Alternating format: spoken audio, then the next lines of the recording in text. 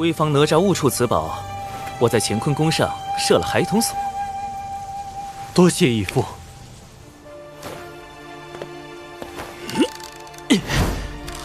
啊！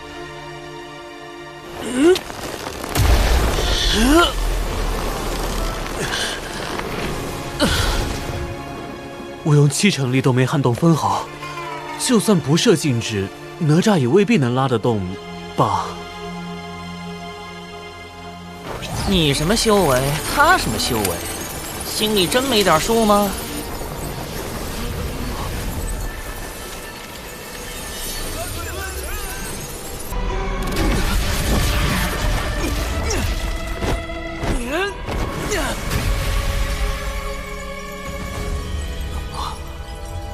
有人在强行引我入梦。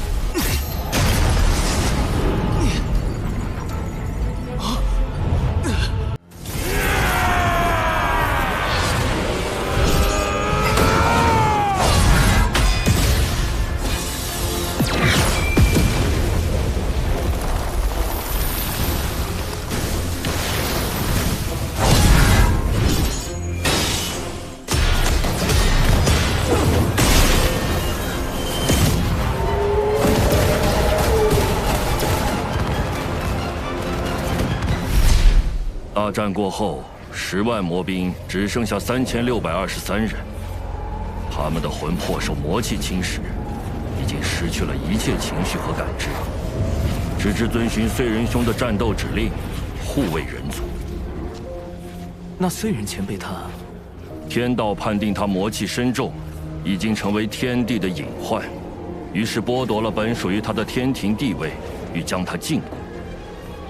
燧人兄不得不退守火云洞，一面修复战体，一面镇守人族气运，制衡天道。大禹前辈，要如何才能约束天道的力量？燧人兄就是对天道的反约束。吾等在洞中修行燧人兄的星火大道，就是为与天斗。若天再对人族举起屠刀，吾等就在大地上一跃而起。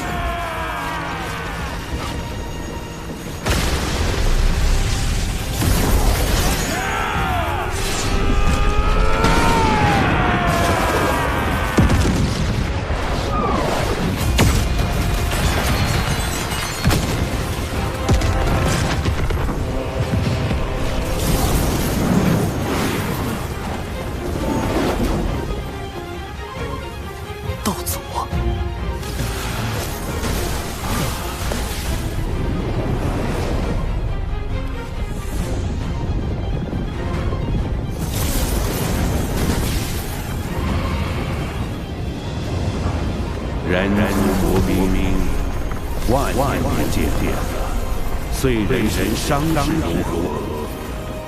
不劳挂心，燧人兄托我前来向您问问。人皇虽离开俗世，却容不得人族被随意欺凌。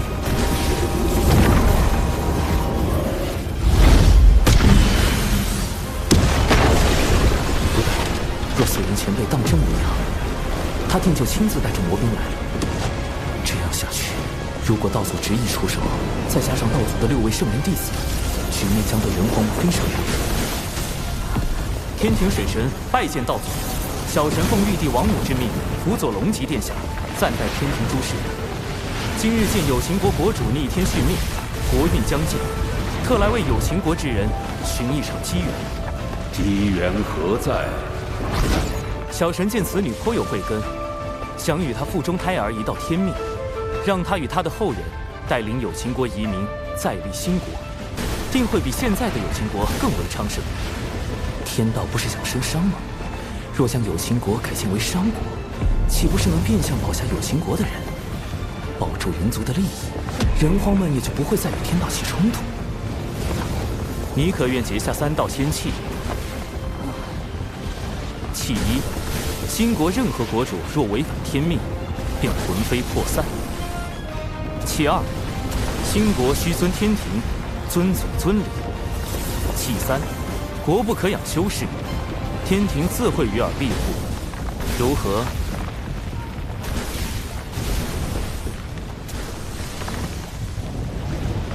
简狄谨遵先人旨意，今日得先启，护佑我有秦国一脉。简狄愿将傅胎儿命名为庆。商国始祖庆，果然，一切都会按照天道之意进行。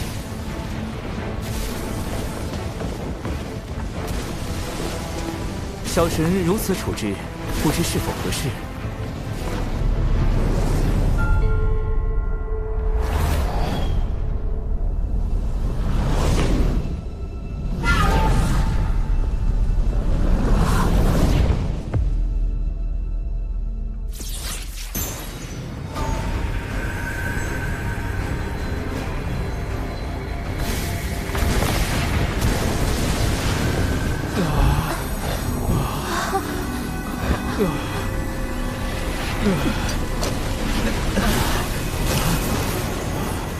玄鸟孔宣将赴兴国百年，尔等须以兴国图腾感其恩德。孔宣道友怎么了？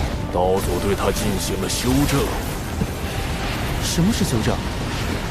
天道绝不允许任何事物违逆天命，一旦发现，就会让道祖进行修正，或动摇其意念，或将其一举抹杀。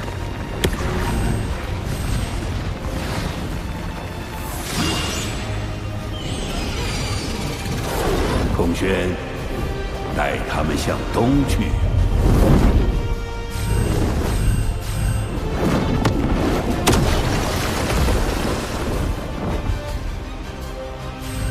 孔宣领旨。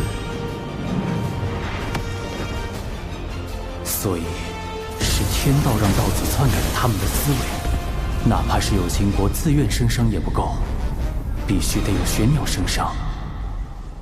天道就容不得封神大劫的剧本出现丝毫偏差吗？众将听令，收兵回火云洞。长庚，我曾问过你人与天争之事，争有成败，成则改天换地，败则沦为天道掌控洪荒的棋子。如今你应当明白了，人族所面对的是怎样强大的对手，无志不改，此战无休。人族若想强逆天意，除非拥有盘古那样超脱天道的力量，不然终究会被天道所禁锢。可即便是如今洪荒最强的道祖，也必须遵循天道意志行事。只靠力量，真的能胜天吗？长寿师兄，我与父母终会有再见之日，对吗？一定。未来封神大劫开启，商国百姓必会卷入无端战火。我要想助人族避开劫难，往后势必要与天道博弈。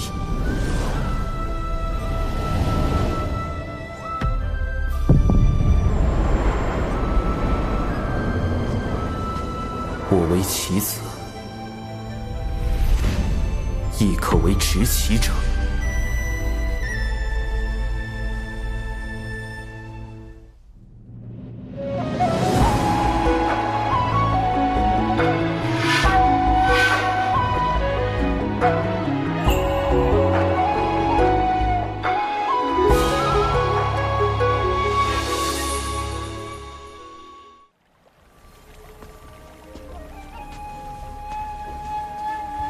弟子修行至今，是否改变了什么？是。弟子如今是否在做某些判断时，已被天道影响？无需自疑，道有其中。也就是说，天道对生灵的影响程度是有限的。谢圣人点拨，弟子心安了。天庭重中之重，请记。什么叫重中之重？难道哪怕牺牲道门的实力，去快速填充天庭，完善天道，也在所不惜。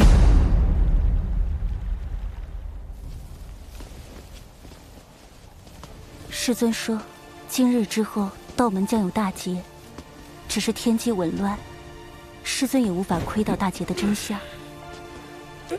从古至今，劫难来去，早已习惯了。小法师还未经历过大劫吧？一定要小心。大劫来临时，谁都不知道心底泛起的念头是否就是天道作祟，要拉自己入劫。天道为何要降下大劫？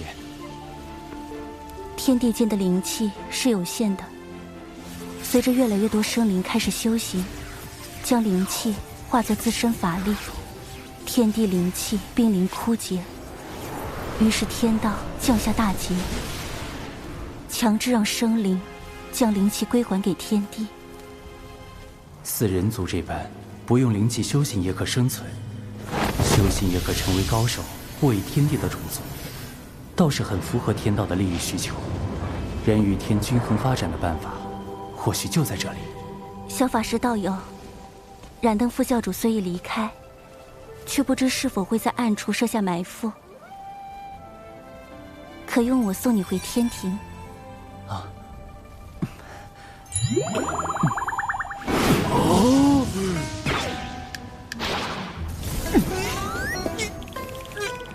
你们这小子！当着我的面挖水神老弟墙角，胆子也太大了，这可不地道啊！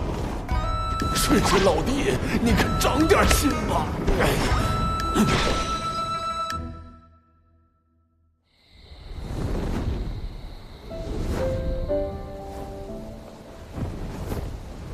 唉，怎么了？今日之天谴，让我想到了此前的天罚。我怕是得到了天道老爷的关爱。渡劫遭天罚，炼纸人遭天罚，如今又遇天谴，逼得我是皮开肉绽，但只能感恩感念。可见道友的实力大有增益，才引来天道的关注，当为你贺喜。道友一向思虑周全，却也太过耗费心神，偶尔也该放松些才好。仙子也知，我修行岁月不长，到今也并未达到那般高深。我怕，若有天自己推断之事发生，却又无力阻止，只能时刻去想去算。你最长的一次想，持续了多久？17年。是为了何事要想这般久？道门。若是道门之事，我亦是道门中人。如果道友不介意，日后我可与你一同想。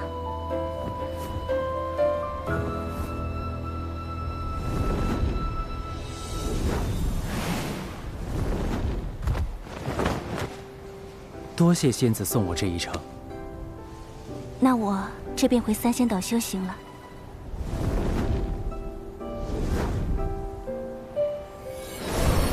我们每500年见一面，可吗？仙子，那个，我们此次会面是事出有因，可否不算在500年的计数内？自然。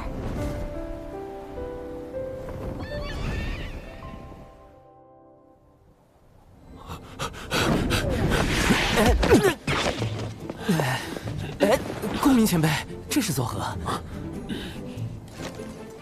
水神老弟，你不知道，人家有个小法师又和你抢我大妹，再不抓紧时间找你们天庭的月老帮忙，你可就没戏了。大劫都快到了，现在是在意这个的时候吗？我该怎么跟你解释？那个小法师就是我呀！哎呦，月老掌管姻缘，每日都与姻缘打交道。这洪荒天地之中，想必没有人比你更懂姻缘之事了。略懂，略懂。他懂啥？他就是被玉帝放在这里看管相思树的，一个几万岁的纯阳天仙，他能懂啥？月老，事情是这样的，你听我说，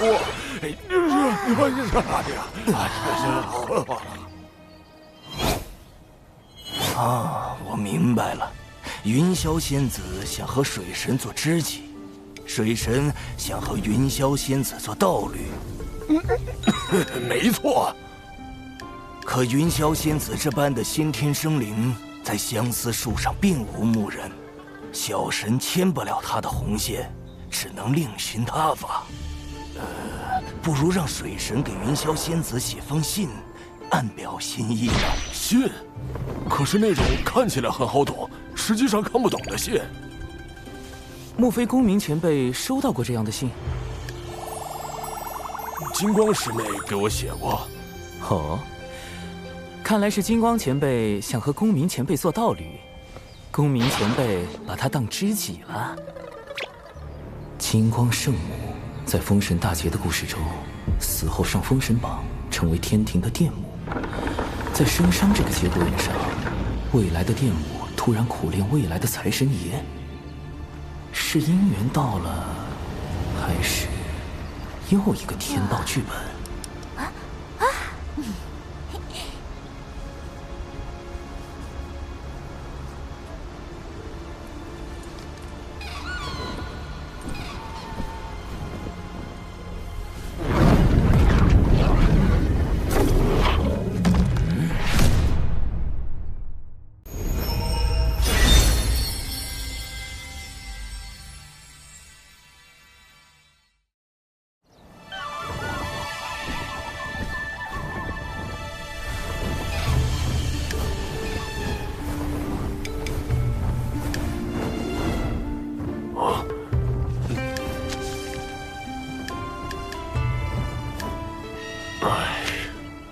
这已是金光师妹最近送来的第3封信了。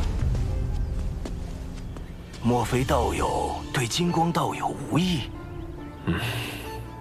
我素来将金光师妹当作同门看待，别无他意。可是我每每想开口拒绝，她都用那种热切的眼神注视着我。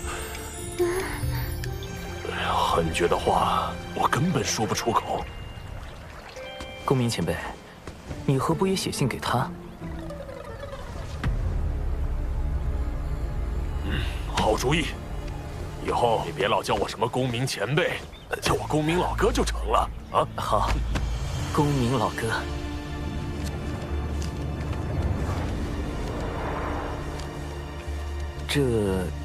金光前辈，这封信确实是我提议让公明老哥写的，他对你之事颇为烦恼。是我不该纠缠他。不，金光师叔，依我看，公明师叔写此信未必就是拒绝的意思。火灵师侄，火灵圣母，多宝道人之徒，结交3代弟子的翘楚。封神大劫中为报徒弟之仇，与西周军对阵，是引动产劫对峙的关键人物。说来截教女仙怎么都爱自称圣母？这不是和圣母女娲撞名了？叫圣娘多不实啊！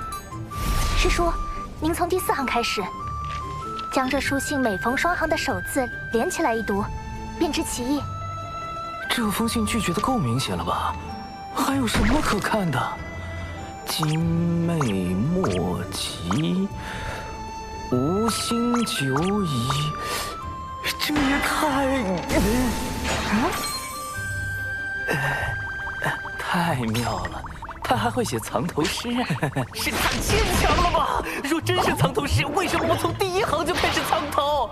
金光再傻也不会信的吧？原是我误解了公明师兄的心意。公明，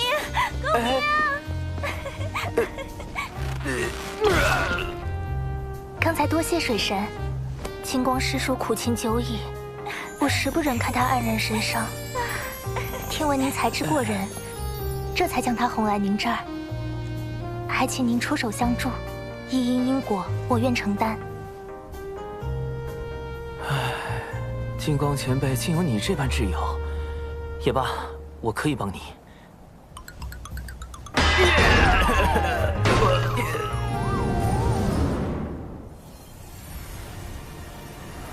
小地藏，你外出历练可算是回来了。那玄都小法师，关键时刻跳出来坏我好事，实在可恨。快让你那谛听施展神通，我必要将他找出来。早已试过了，连谛听也无可奈何。这么没用，不如走点钝的。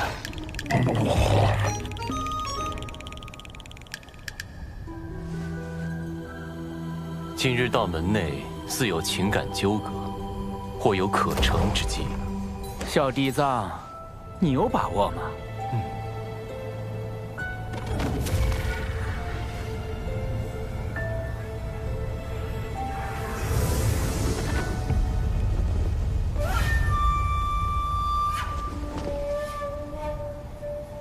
哎，听说了没？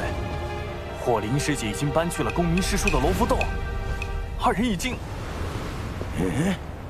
火灵？谁说的？是阐教的黄龙师叔。就是你传的我和火灵师侄在一起了。这简直是危言耸听！我说了，我没说，我就是没说。你们这叫怎么诬赖人呢？一会儿说你说了，一会儿说你没说，恶人露馅了吧？怎么了？这是什么？大师兄，快来呀！邪教欺负龙了！哼，谁还不会摇人了？邪教弟子听令，速来中州集合！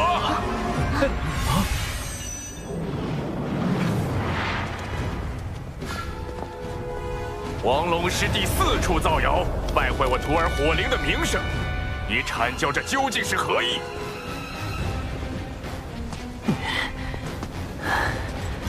三教同源同流，你辱骂黄龙师弟，可曾念过道门一家？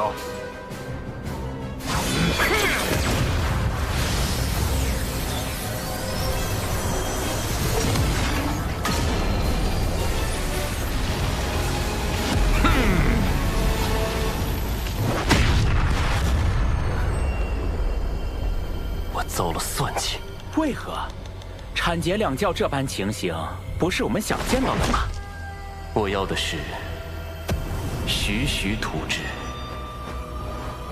待两教间隙积累的足够多，最后终会崩塌。但今日两教的情状，已远远超出我的设想。幕后设局之人，不但看穿了我的计谋，更用以反制于我。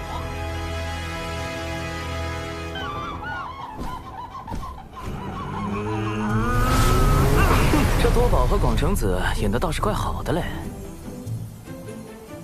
西坊教今日事情闹得那么大，我倒要看看你们要如何收场。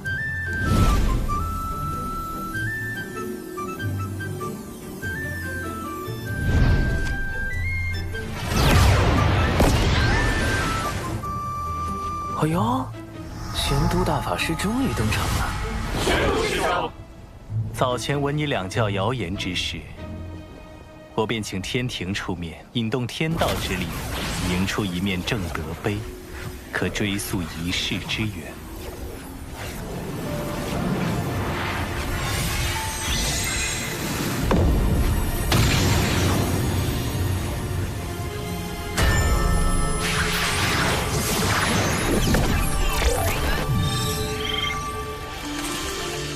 八师尊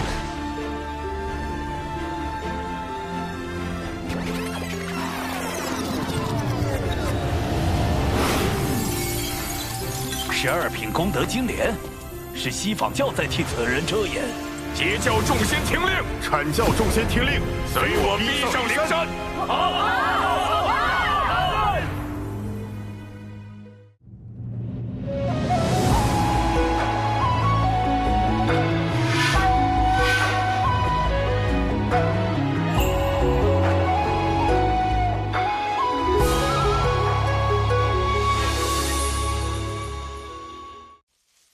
好生凶险，此局真是环环相扣。小地藏虽及时返回求援二教主，躲过正德碑之计，但这逼上灵山的算计根本避无可避，怎么办？西方教能主事的，与贫道出来！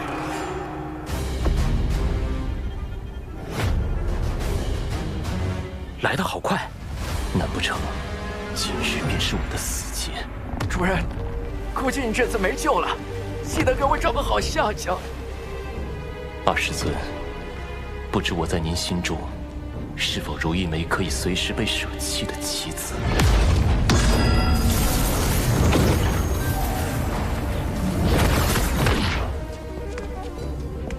诸位道友，如此兴师动众，不知有何指教？西方教造谣生事，毁我图清誉。玄都师兄已用正德碑推演，凶手正在你们灵山之中。道友莫急，西方教定给你们个交代。你们之中谁做了此事？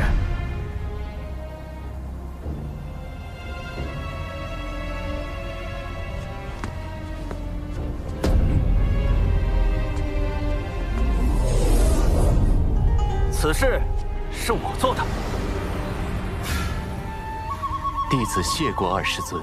主人，你们教实在太不把生灵当生灵看，竟用摄魂之法操控自家弟子。慎言。听闻你四处碰瓷我教弟子，我一时气不过，就想到了这挑拨道门的计策。果然找了个弟子背锅。若我所料不错，你们上灵山后，西方教定会随便找个弟子背锅。不如……是吗？你照了这法招所写念一遍，立下天道誓言，我便信你。天道誓言容不得半分谎言，倘若这弟子当真念了，便立时会露出破绽。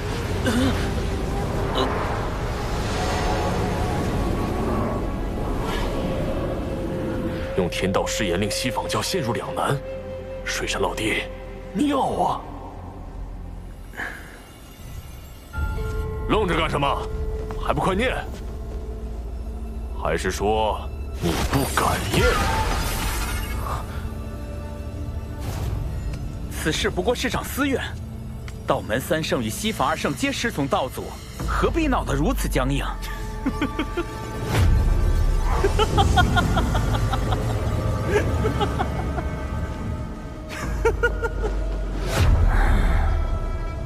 西方教真是厉害，我们讲道理，你们就说面皮；我们说面皮，你们又开始讲感情。合着无论怎么说，都是我道门恃强凌弱呗。既如此，我等便认了。今日过来就是捏你们这些软柿子，不服就打，服就憋着。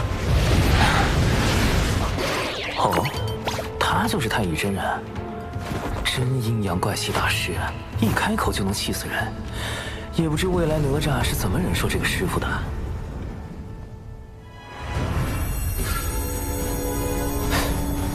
那是……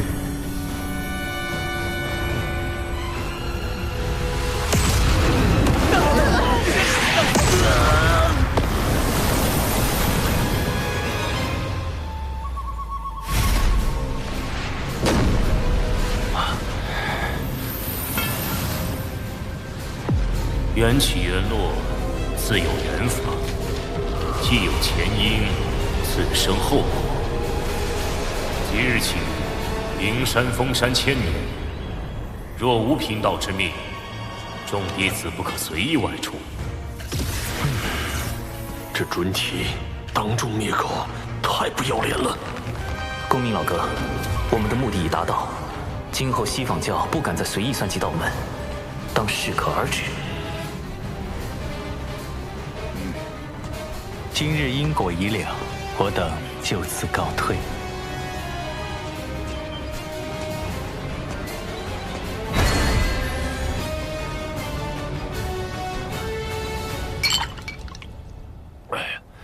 今日之事当真痛快！此行不但顺利瓦解了西方教的阴谋，还拉近了阐劫两教之间的关系。但愿未来大劫中，两教别再斗个你死我活了。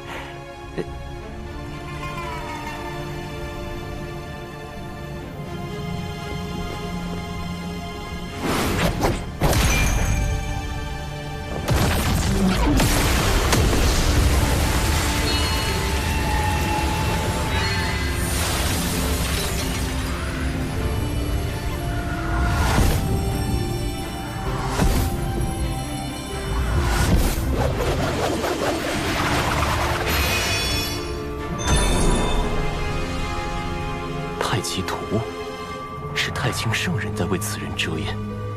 你在明，他在暗，是故你败，他胜。自今日起，你在此地禁足思过，若无我令，勿多出手。谨遵二师尊法旨。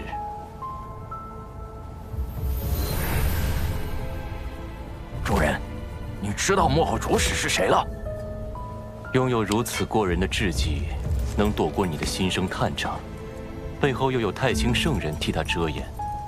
放眼整个洪荒，除了水神，还能有谁？主人，你在害怕？我没有。若此次当真是他所谋划，那我也不算败得太冤。算计不过就算计不过，你何必嘴硬？急了，心境乱了，全是破绽。水神，下一次交锋可没有那么简单了。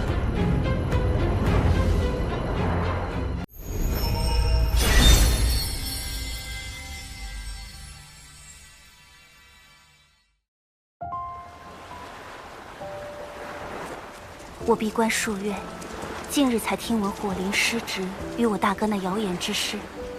幸好你暗中筹谋，揪出凶手，否则以大哥的性子，只恐此事不能善了。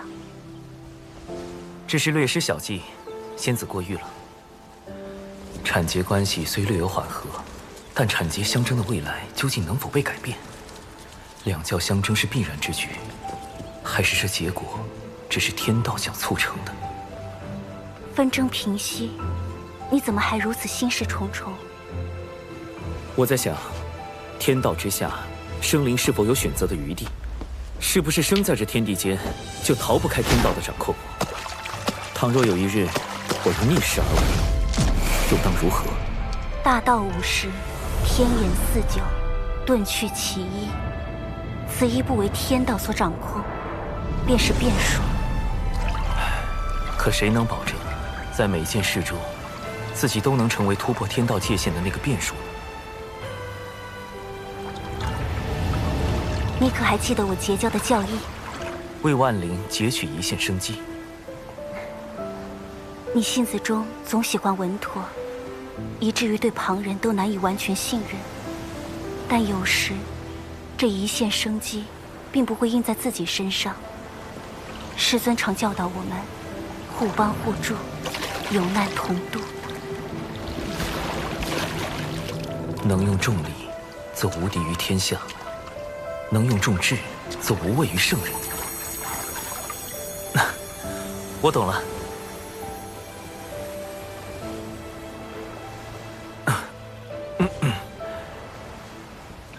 跟前辈高人谈心，对修行当真大有裨益。现在又知我是前辈了。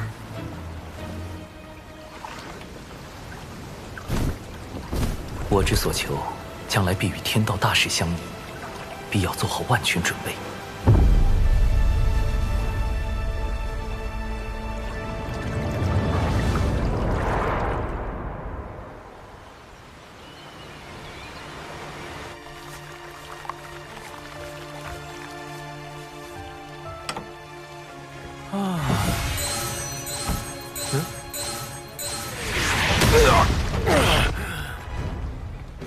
好你个黑豹，敢抢大爷的宝贝！大劫将近的节骨眼儿，太清圣人突然让我去关注一只黑皮豹。奇怪，这豹子看着修为也不高。拿命来！救命啊！救命啊！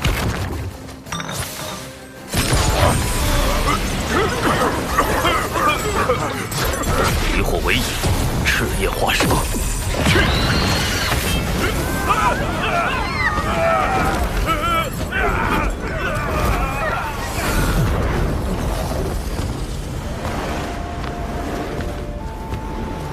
多谢前辈搭救。等等，莫非是姜子牙的同门师弟，元始天尊之徒申公豹？前辈您对我恩同在上，您定会一生平安。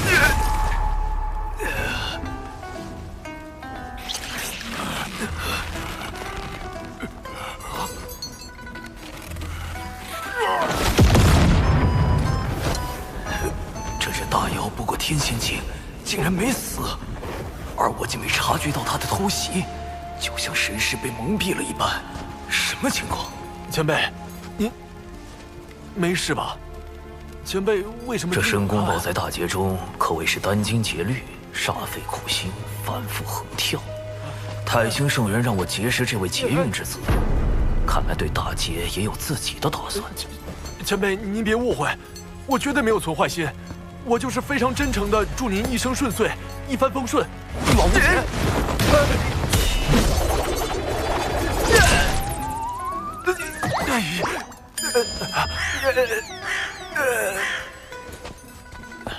前辈，你还好吧？申公豹这嘴是开了光了吧？不过，倒是可以利用利用。一点小伤，不碍事。我只是觉得你这只妖颇为有趣。妖庭大兴在即，正需要你这样的良才。您是妖庭的人？我留些丹药给你，你且在此地好生养伤，往后自会有你发光发热之处。前辈可否留一名号？贫道本自清修客，少问世事驾闲鹤，你就称我陆鸦便是。妖庭，陆鸦，莫非您是？啊！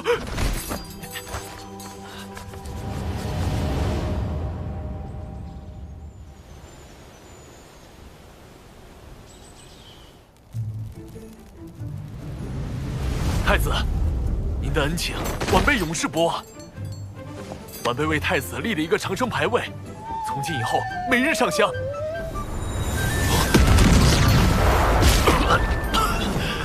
气息怎么突然这么差了？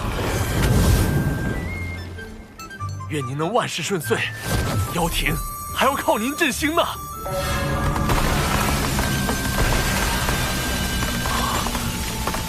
大阵怎会无缘无故破碎？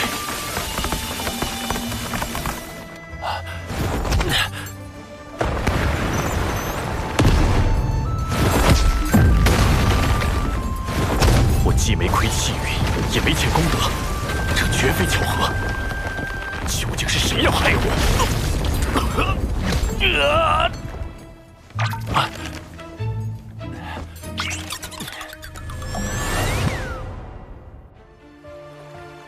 我当然不指望申公豹真能奶死陆鸦，不过倒是刚好借此试探一波天道。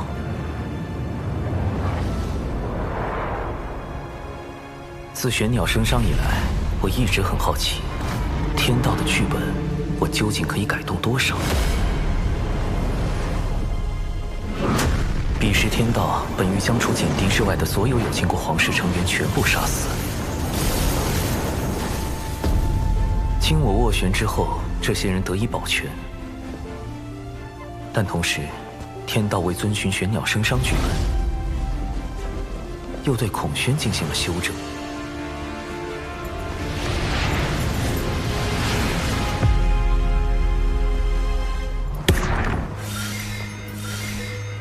天道剧本之下，究竟哪些事情是可以改动的，哪些事情又是不能改动的？为何有秦国皇室可以保全，孔宣却要被修正？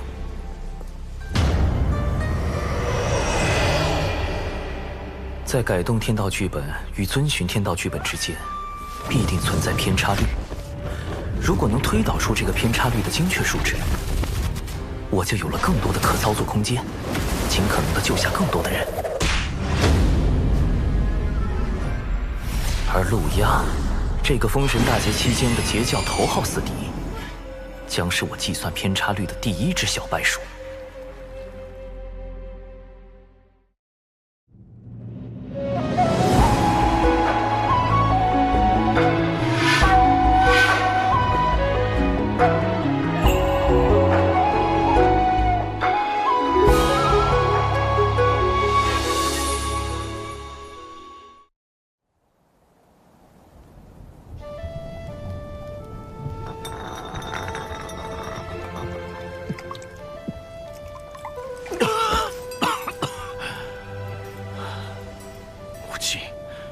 清告诉孩儿，孩儿到底又做错了什么？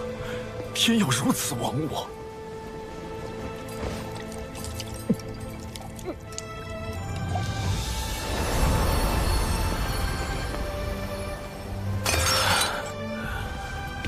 多少年过去了，金蜈蚣已是如今的断壁残垣，兄弟姐妹们只剩下了我一个。出自汤谷兮，问天有。归于于渊兮，欲甘渊。唉。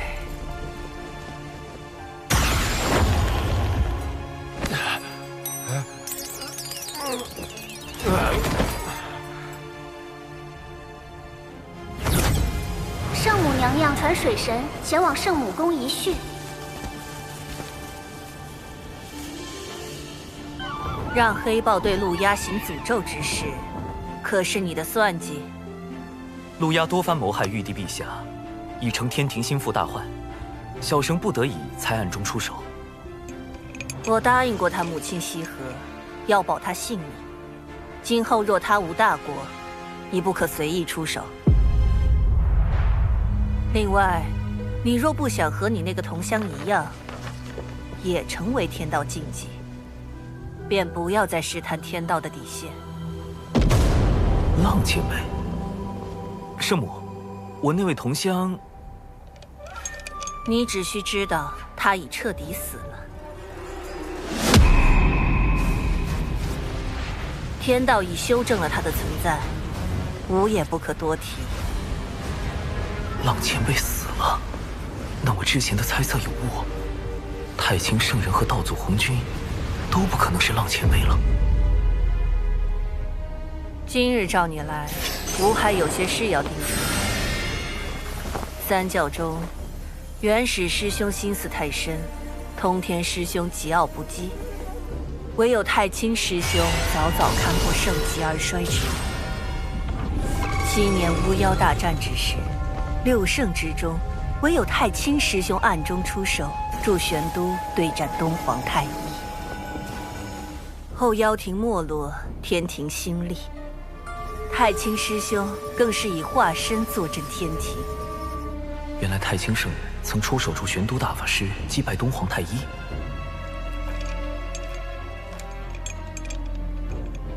等等，大德后土是不是也说过？这是人教对我的许诺，如今七情脱离封印，一切正到了应验之时。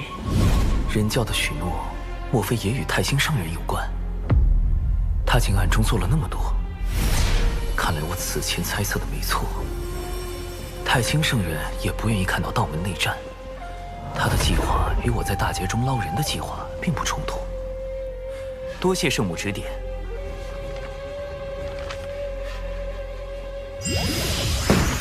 来都来了，画几册漫画再走吧。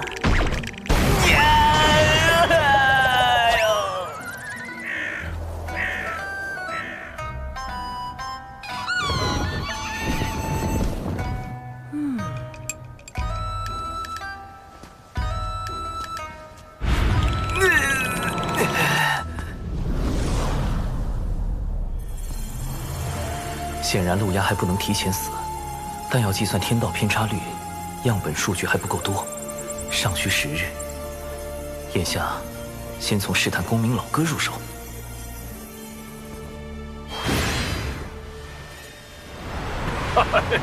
多谢水神老弟带我来天庭逛一遭。公明老哥，近日听闻有大劫将至，你有何打算？你有应对之策？你看这天庭如何？灵气充沛，大道有宗，可谓是修行圣地。可惜一言一行都有天道监管，颇不爽利。天道至公无私，监管又有何妨？我不慕天庭之功德，不愿被天庭所辖管，更不愿有什么君臣之道。修道为何？先长生后逍遥，寻的是无拘无束，为的是念头无阻，不然何以求得超脱？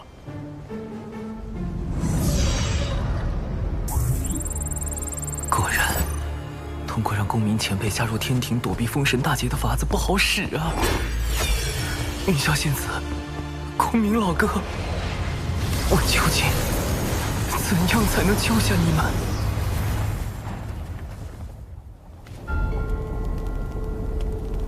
太子旧伤未愈，似又添了新伤，此乃12品功德金莲所结，能助太子早日痊愈。想与我联手对抗天庭和道门，仅凭一颗莲子可不够。联手？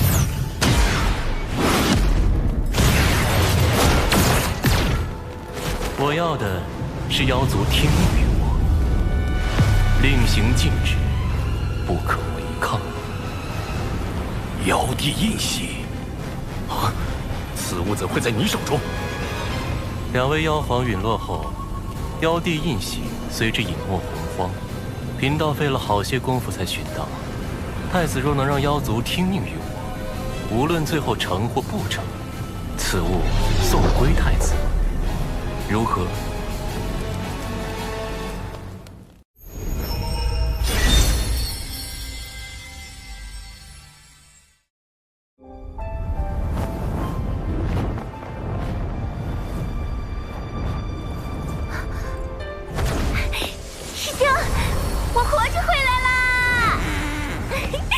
还未验明正身，就这般毫无提防靠近吗？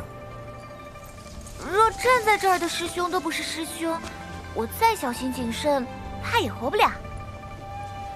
下山一趟，果然成长不少，心境也非往日。有些事要正式跟你谈一下。啊？正式？啊？玄都小法师，天庭水神。师兄，你竟有这么多身份，切记保密。另外，我在外行走，遇见了一位很特别的人。你可听说过云霄仙子？截教云霄，先天生灵，天地大能。师兄，你和云霄仙子，你为什么？明明是我先。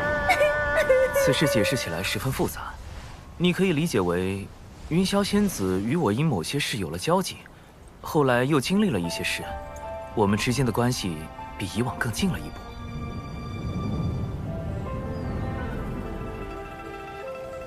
师兄，你一下说这么多，让我怎么信呢？我目前对云霄仙子只是略有好感。毕竟像她这般温柔动人、遇事果决、出手很准的人，谁会不喜欢呢？先天生灵，圣人弟子，天地大能，美丽动人，温柔贤惠，明显不是对手啊！而你与师父是我最信任之人，你是否愿意站出来，帮师兄处理一些事务？啊？我愿意，师兄，我会做好力所能及之事。成为你的助力，哼，我才没那么容易放弃。哦，灵娥，你何时回来的？有没有受伤？师父！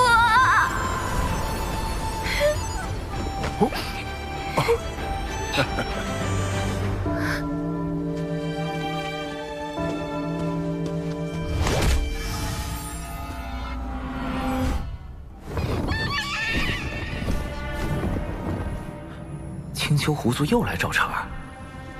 小兰见过奇缘道长。这声音，这眼神，不太对劲。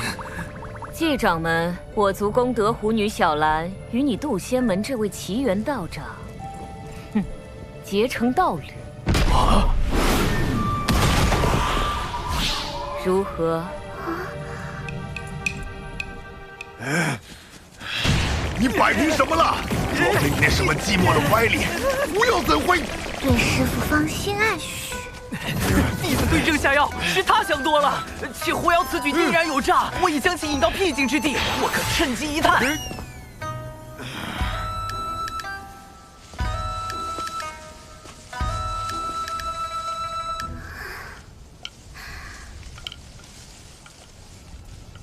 道长一刻也不想见我吗？自上次一别，奴家每次闭眼，脑中便是你。年复一年，奴家对你早已情根深重。他好像真被师兄忽悠疯了。你真逆徒，老道我！既然如此，师父不如以真心换真心。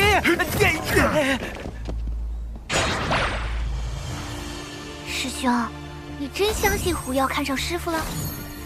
非也，此乃狐妖之套路，先忽悠仇敌爱上自己，再翻脸羞辱，以此来报复。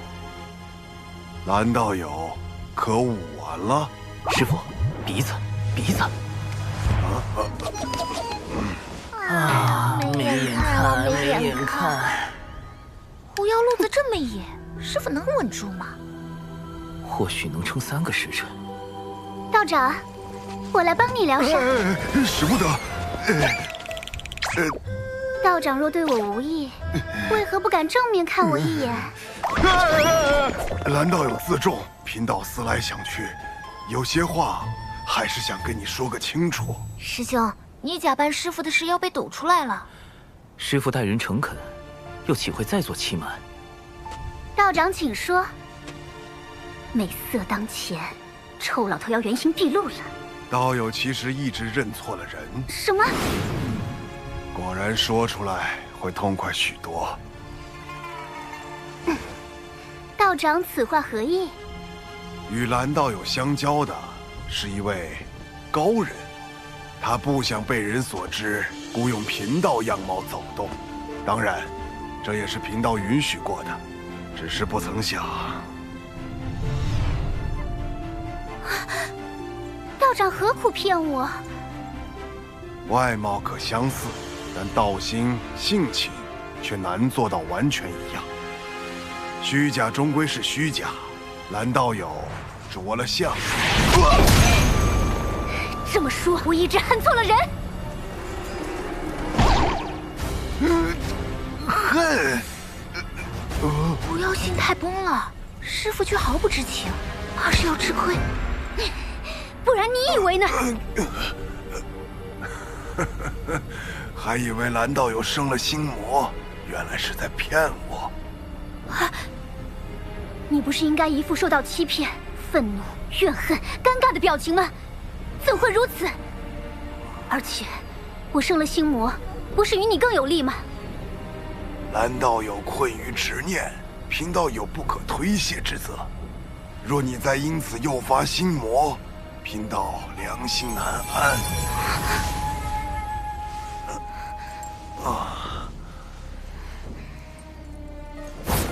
替你样貌之人是谁？事关高人安危，贫道宁死也不会说。蓝道友心中不忿，不若在贫道身上出几口恶气。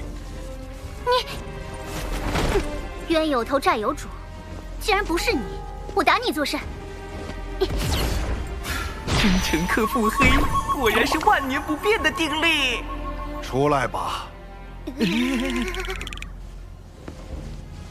师父当真令徒儿钦佩，美色当前，竟能如此坦荡。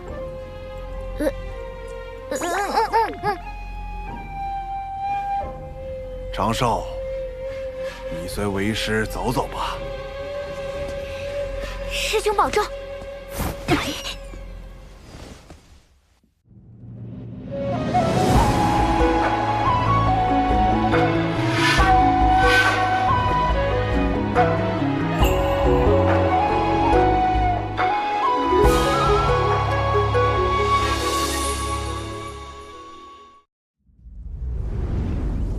若最初便与蓝道友说明白，或许就能省去多年怨怼。长寿，如今你手中权柄越来越重，能在无意间决定旁人的生死命途，但是否也因此少了一份对旁人的敬重？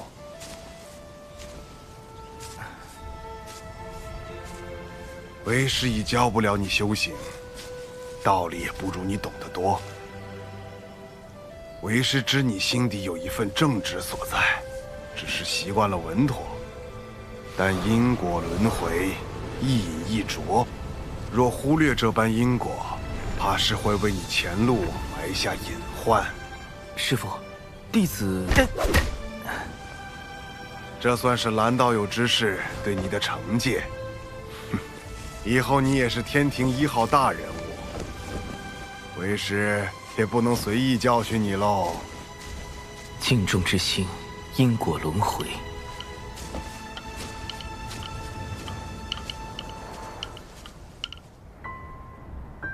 尊师所言，有些在理，有些却忽略了你的处境。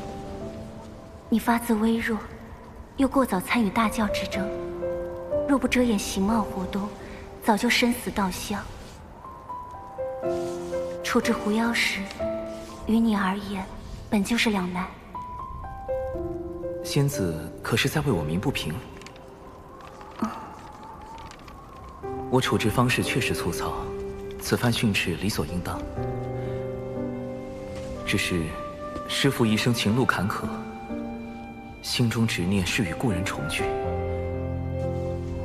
可我并非他，很难做到感同身受。正因如此，才不能把话闷在心里。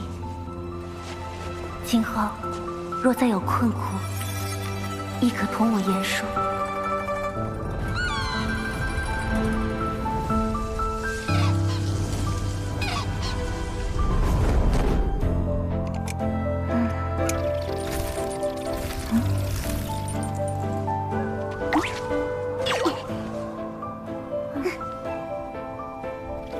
大姐如今可有动心？何谓动心？就是心底总有个念想，时时刻刻都会想起一个人，连大道之中也可见此人踪影。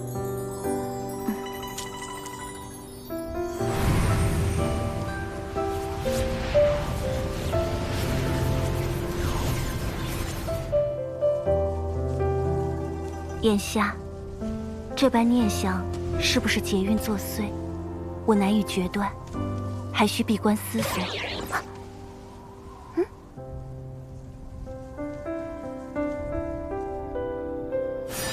水神，奇缘道友出事了。孽缘线。水神大人，您定要相信小神。奇缘道友乃是您的至交好友，小神怎敢给他随意安排姻缘？更何况还是这种命运纠缠、不死不休的孽缘线。是天道，这和大姐有没有关系？狐妖是占据大姐肉身的九尾狐吗？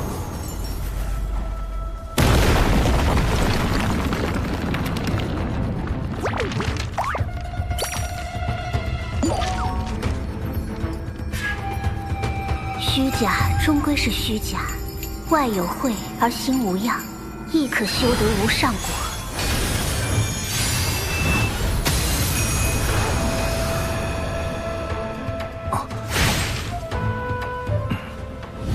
你若不想和你那个同乡一样，也成为天道禁忌，便不要再试探天道的底线。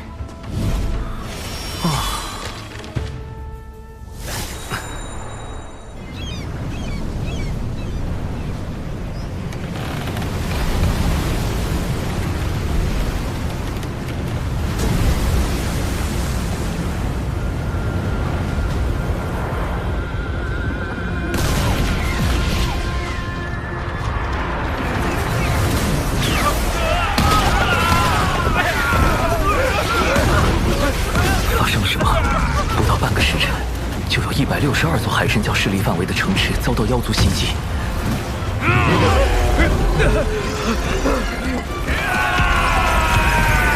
长寿，逍遥仙宗发来求救信，说遭到数万妖兵围攻，其中有不少大罗之境的高手。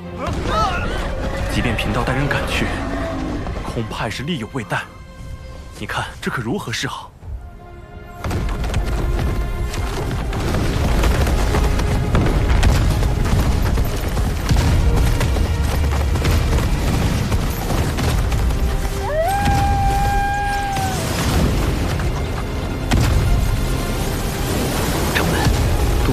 也有一批妖兵，数量不下10万之众。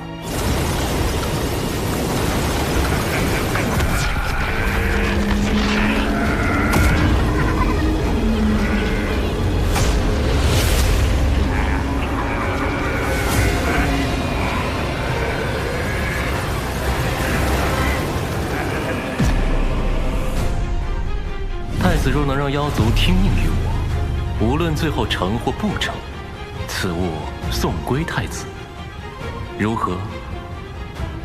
殿下，先帝便是以此印玺，号令百族。若你拿回此物，必能得到北周那批高手的支持，他们都曾追随先帝，实力不亚于当初的10大妖帅。妖帝印玺乃妖庭至宝，自当归于妖庭。可我如何确定事后一定会物归原主？贫道可立天道誓言。怎么，你们西坊教也开始学道门，用天道誓言自证了？方法而已，能达成目的即可。主人，你拿妖帝印玺去赌，小心血本无归。这一次我有17层算计，看水神如何应我。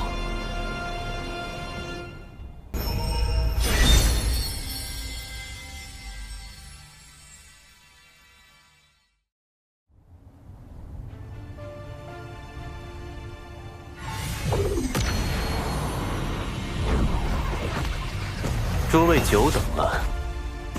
地藏，灵山因他而封，没想到这么快就又被尊体圣人启用了。主人，他就是文静。金蝉折损前就怀疑过他。往后见我，不必行跪拜之礼，请起。因各位跟脚，我西坊教无法让你们走到台前，但诸位所立功劳，2位师尊都会看在眼中，该有的自不会缺。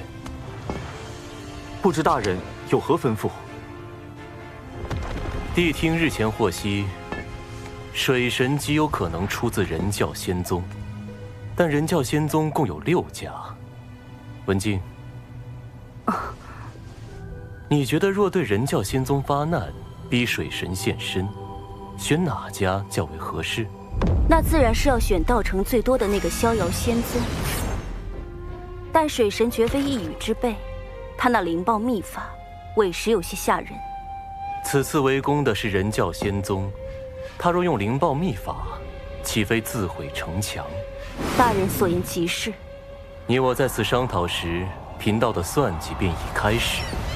妖庭的妖兵作为先锋军，分往3处袭击，各位只需在此静候指示即可。这个地藏下手好快。水神，是你让我折服的，不是我不给你传消息。你可千万别怪我。主人，这个文静一直在心里嗡嗡嗡个不停，肯定一肚子坏水。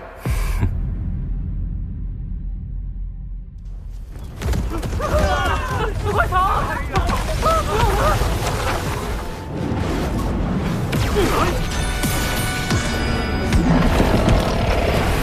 水神，你再不现身，我们就将此地夷为平地！要逼我本体现身进攻熊寨，倒也说得过去，怎么偏偏他选中了渡仙门？不能因为渡仙门菜就那么欺负人吧？掌门莫急，啊，一会儿我会在暗中与您配合。嘿嘿，小家伙，俺又来揍你了！大前辈，太清圣人竟然主动把玄黄塔送来给我防身，看来事情大条了呀！必须启动最高级别防备体系。长寿，掌门，立刻召集宗门上下，赶往地脉挪移大阵。不战而逃？可地脉出的挪移大阵，在上一次渡仙门大战时已经暴露了出口，难保此次敌军不会埋伏在那儿。数年前，弟子便在旧的挪移大阵下方1600丈处，搭建了一处新的挪移大阵，十分无疑。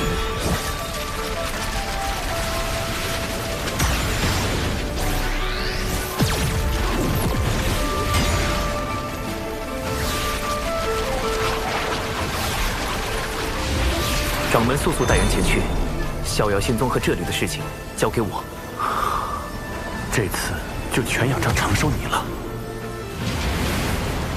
天子纸人军团开启熊寨紧急联络通道，神字纸人军团求援多宝道人。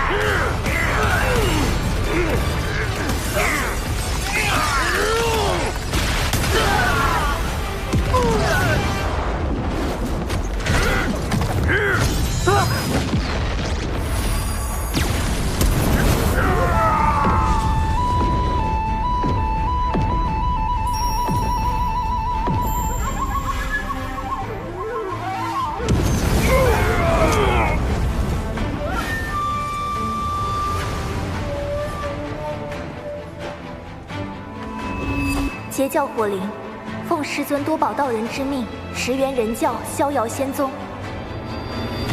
这水神反应好快呀，又是化身又是求援的。不是还有渡仙门吗？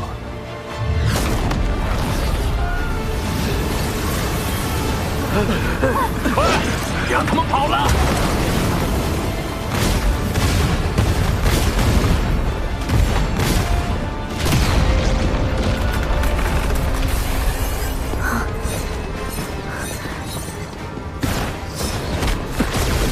掌门，为何独缺小琼风一脉？他们决定留下来。那弟子也决定留下来，请掌门成全，弟子生死无怨。去吧。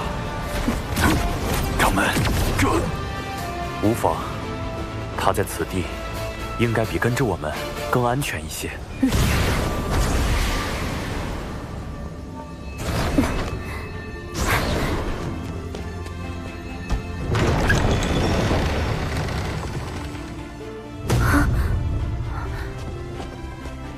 奇缘世术，究究是有情师妹，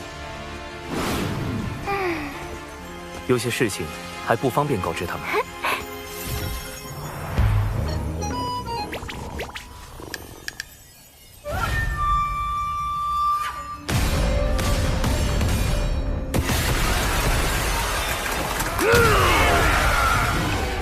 师兄，大阵……放心，一切都已安排妥当。你与灵儿下棋看戏即可。师兄，这是来了多少妖族？哼哼，10万有余。师兄，9成8。不然呢？你可是在质疑为兄的遁法？这可不敢，师兄遁法无双，塔路无敌。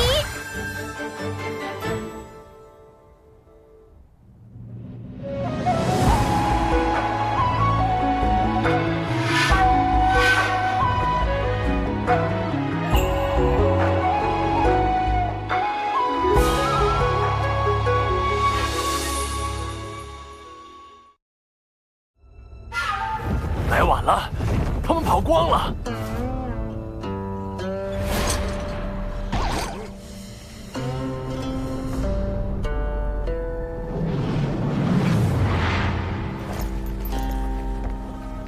老大，这里会不会有埋伏？咱们要不问下地藏那边？渡仙门不过是个小宗门，能有啥陷阱？你少给我提地藏！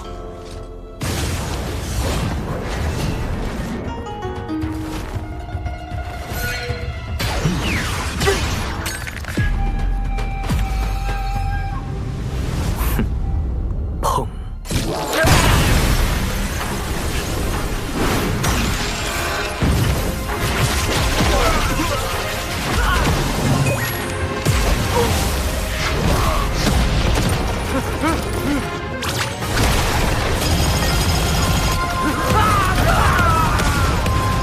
！10万妖兵来了，就别想再走。师兄真厉害！糟糕，啊，我是不是说漏嘴了？今日让有情师妹待在此处，我就没打算隐瞒身份。切记，我此前给你们的新生屏蔽仪万不可离身。师兄放心，保证万无一失。长寿师兄的本体究竟在何处？这个倒是说不精准，不过通常而言，师兄都会在一个最为安全的地方。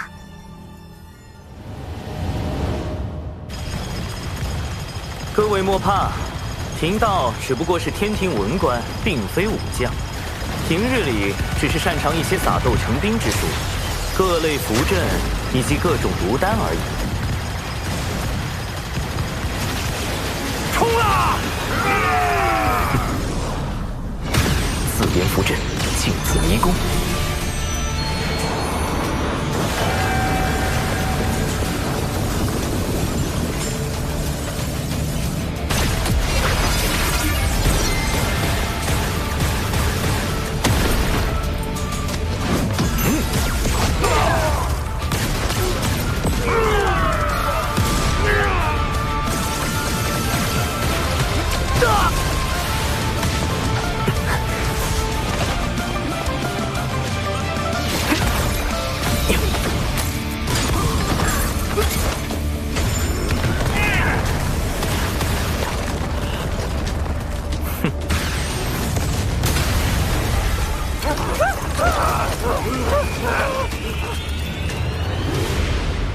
大前辈，晚辈向您借3缕威能一用。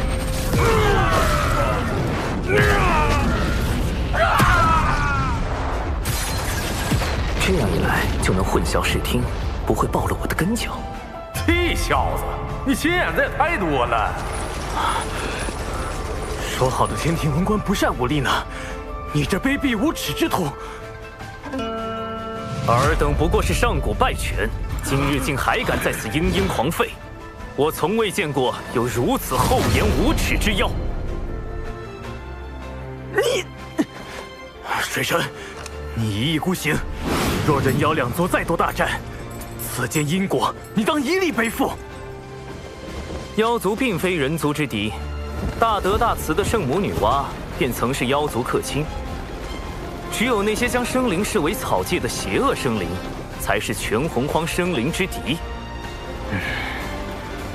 怎么感觉水神说的好有道理？不要听他乱说，冲！哎妈，太弱了！这群家伙没吃饭呐，那感觉被他们打，完全就是爬宝界的耻辱啊！地藏派妖兵来送死，恐怕另有用意。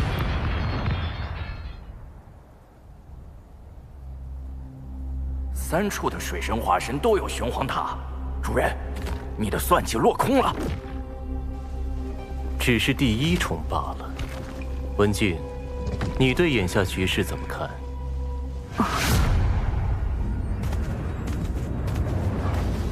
地藏大人高明，袭杀人教仙宗，逼出水神根教，只是您的第1步。您真正的目的是想令妖庭为道门仇视，四处树敌，最终不得不投向咱们西坊教。哦，你是如何看出的？我教与妖庭屡屡败于水神，究其根本，乃是我教与妖庭的合作嫌隙颇多，才被水神钻了空子。倘若我教能彻底掌控妖庭，水神自不足为惧。主人，这个文静和你之前说过的话一模一样。文静，有时太过聪慧，并非好事。去渡仙门支援妖兵吧。但愿这一次，你的聪慧不会让贫道失望。是。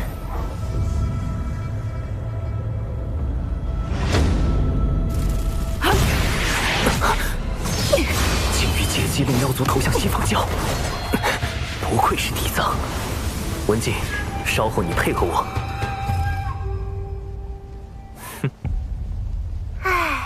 师兄这么一笑，肯定有人要被安排了。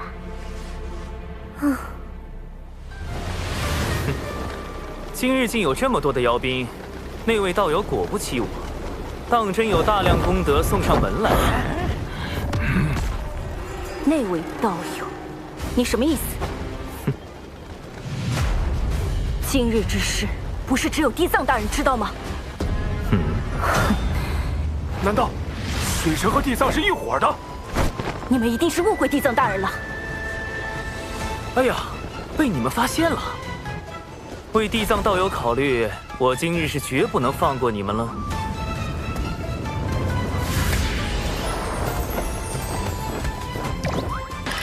主人，你麻烦大了。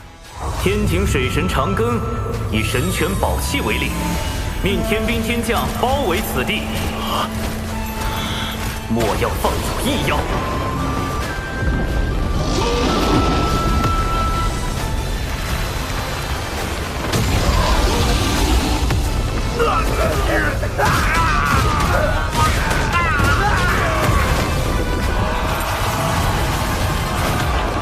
杀出去，找地藏算账！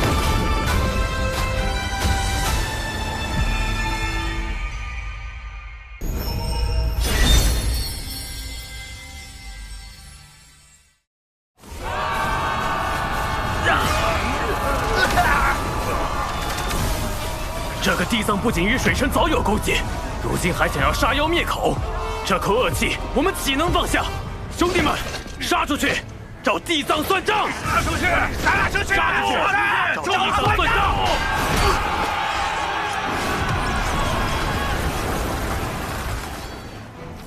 这么明显的挑拨计，妖兵居然还会上当？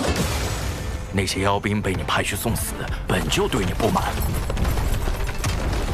主人，从局外人的角度来看，这次确实很像你与水神配合阴了他们。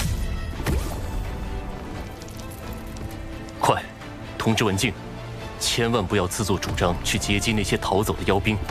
只要这些妖兵不死，我的第三重算计就能铺开，定能试探到水神的根脚。此局就还不算输。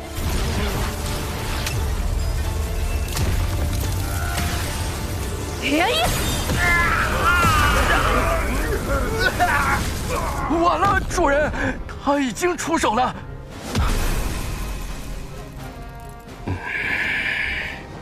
咱们擅自做主，杀了这些妖兵，会不会不妥？水神摆明了是想将脏水泼到地藏大人身上，若让这些妖兵活着离开，地藏大人的名声还要不要了？文静，你坏我大事，还不快退！是。血是黑纹，受死！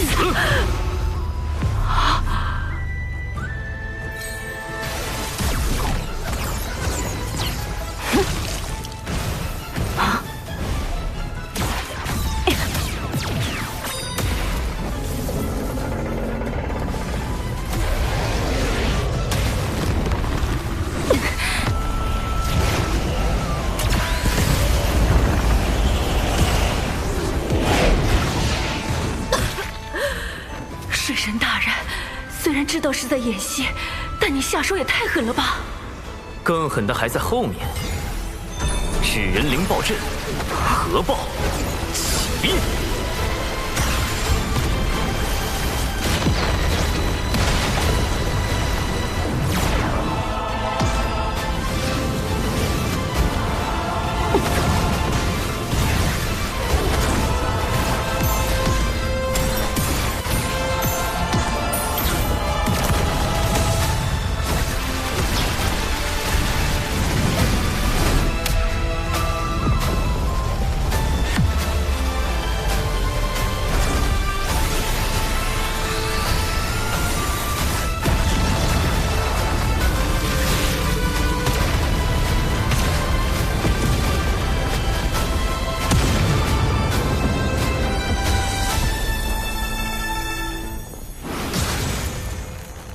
阵，他何时布置在此地的？主人，不好了！刚有妖族大能在北周现踪，已扬言要找你算账。主人，陆衙已得知了今天的事情，放话再也不与西仿教合作。哼！主人，叔，水神刚刚在逍遥仙宗说了几句话。主人，你……他说了什么？算了，主人，我怕你被气到吐血。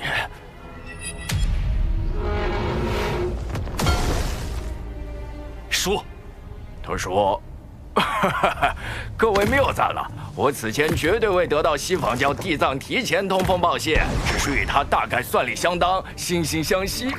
他要妖族好感，我需守护人教道成，为天庭扬威，仅此而已。我们绝对没有串通。现如今还在为地藏掩护。”水神真是考虑的太周全了。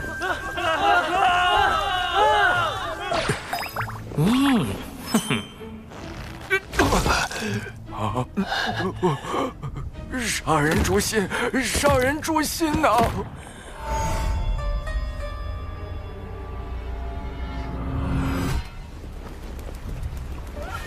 二师尊，此次是弟子技不如人，妖庭那边。弟子会设法斡旋。世间诸事自有缘法，不可强求。文静，你可知错？属下何错之有？你以水神里应外合，截杀妖兵，将我与水神合谋的谣言坐实，是也不是？妖兵受水神蛊惑，属下担心他们将此事宣扬出去，这才出手灭口。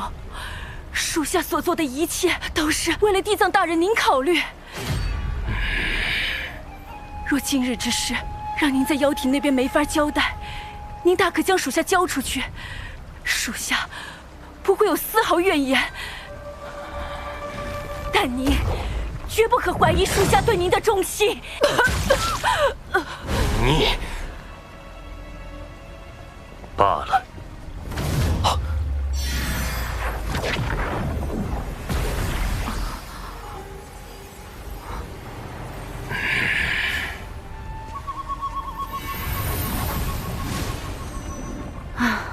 这水神倒也真够厉害的，要不是我受了那么重的伤，再加上他让我按他教的话说，这回恐怕很难摆脱西方教的怀疑，可算是逃过一劫。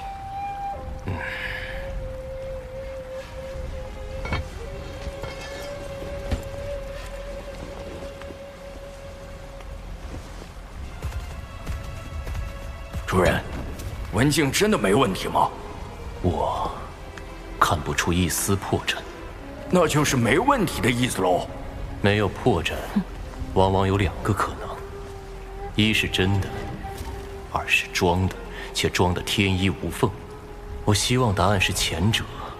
若是后者，水神的智谋已到了极高的境界，我西方教只恐……唉。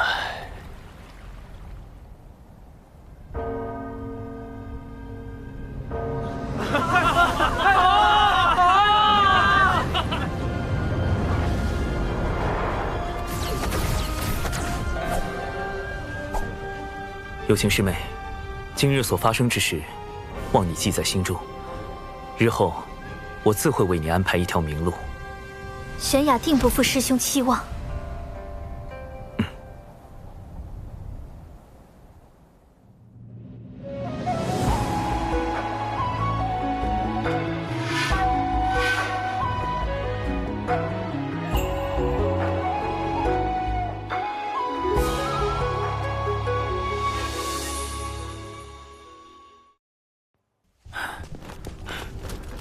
殿下，西方教地藏已在外等候多时了。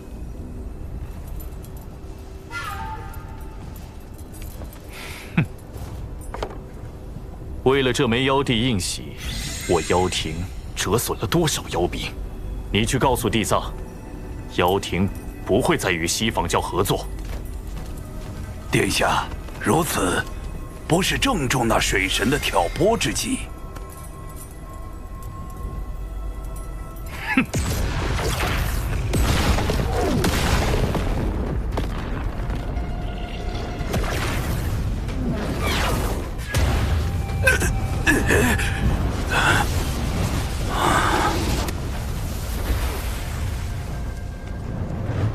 水神挑拨为真，地藏心存他意为真。否则，他为何会派妖兵充当先锋军？看在妖帝应喜的份上，我暂且不追究地藏之责。但那劫杀我妖兵的血赤黑纹，最好一辈子别出门，否则我妖庭定将他碎尸万段。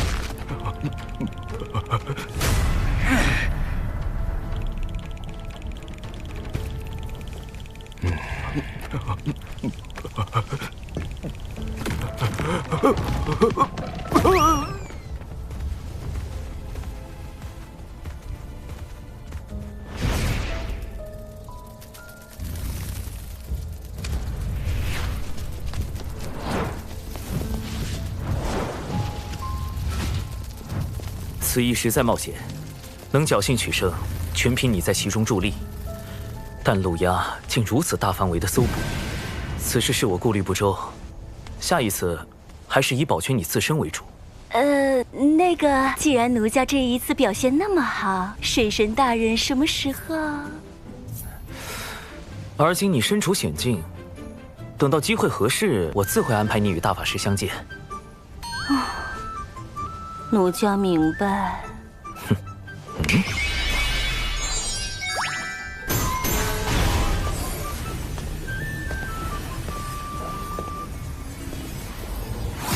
此物唤作周边，也叫谷子，乃是我老家的一种信物。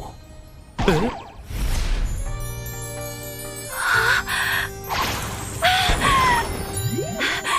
可爱，大法师的谷子。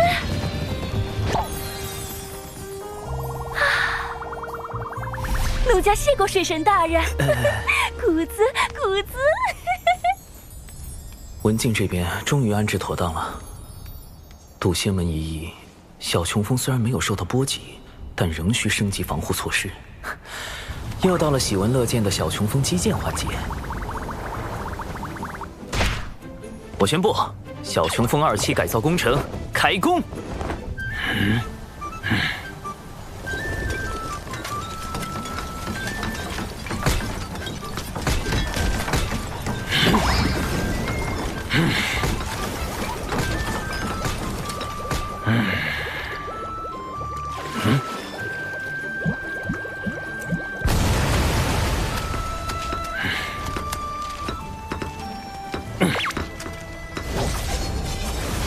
新型小琼峰在外表上与以往没什么不同，其中却另有乾坤。不但兼顾了洞府、板砖、自移动超级阵法炮台，还能凭芥子乾坤之法，令风中人一同缩小放大。比长寿版新型小琼峰，让跑路变得更加方便。除此之外，一系列法宝也需要升级，尤其是从冉登那里打劫来的乾坤尺。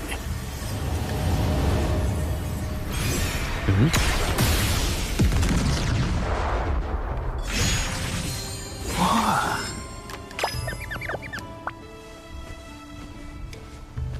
大劫将至，大妹让我们在岛上安心修行。你俩玩够了，就赶紧回去吧。大劫都还没有呢，怕什么呀？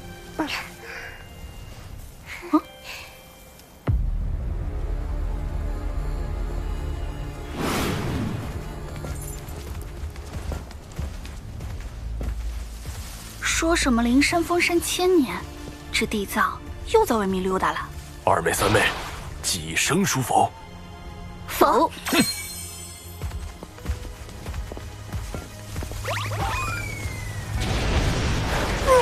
快来助我！有人好歹助我！大哥，你怎么了？你醒醒啊！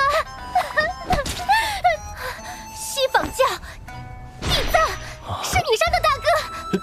贫道只是路过。大哥，你醒一醒啊！你们说是要公聊还是要私聊？我刚才可什么都看到了。你们不把话说清楚，就别想走。为什么洪荒会变成如今的模样？要说那地藏反应也是真的快，见我吐血，也立马躺地上吐血。什么事情这样好笑？说来与我听听。和我们没关系，一切都是大哥的主意。就是。嘿，你们俩，大妹，你听我解释。公明老哥他们碰瓷地藏，虽说是恶习未改，但也算在无意中替我出了口恶气。你说的可是地藏派妖兵向人教仙宗出手，逼你本体现身一事。仙子知道。你的事情，我总是会多留意些。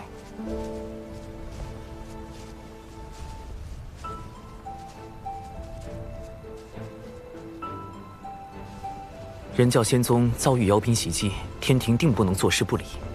昔年道祖因天庭代其行监管洪荒之权，我欲以天庭之名发布讨妖檄文，如此便师出有名。大劫将至，你虽在天庭行事，但也要小心。我近日总是心神不宁，怕是已有什么劫难应在我兄妹身上。两位妹妹，我能尽足3仙道，可大哥终究是我兄长。倘若劫难避无可避，我定会与你，我定会倾力相助。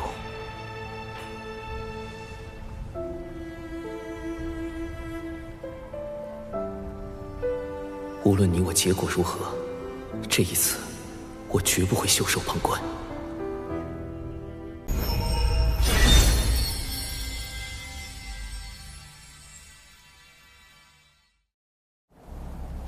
妖挺余孽陆压，心怀谋天之意，操练妖兵，祭炼邪宝，残害巫族，兵伐道门。天庭承天道之意，维护天地安稳。今特发檄文，命天庭各部追捕陆压，将其捉拿归天。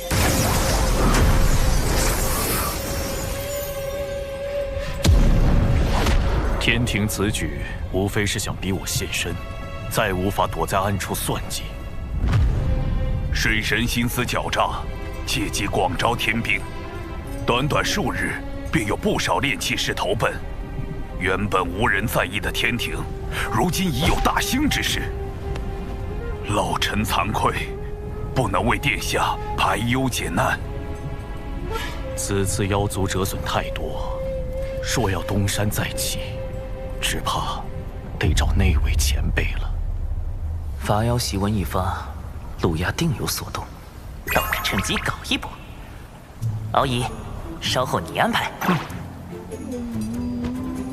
陆压不识天数，妄图复兴妖庭，一旦发现陆压踪迹，即刻逮捕回天。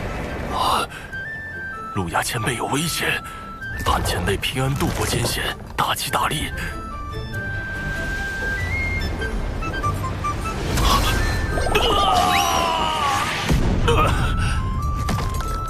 瞧我这张嘴呀，这可如何是好？这种无缘无故遭灾的情形，为何又来了？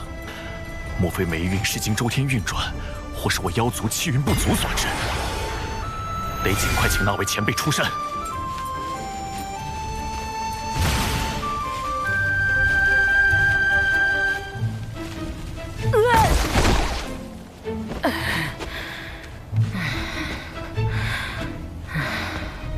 10卦9不准，一天算10卦。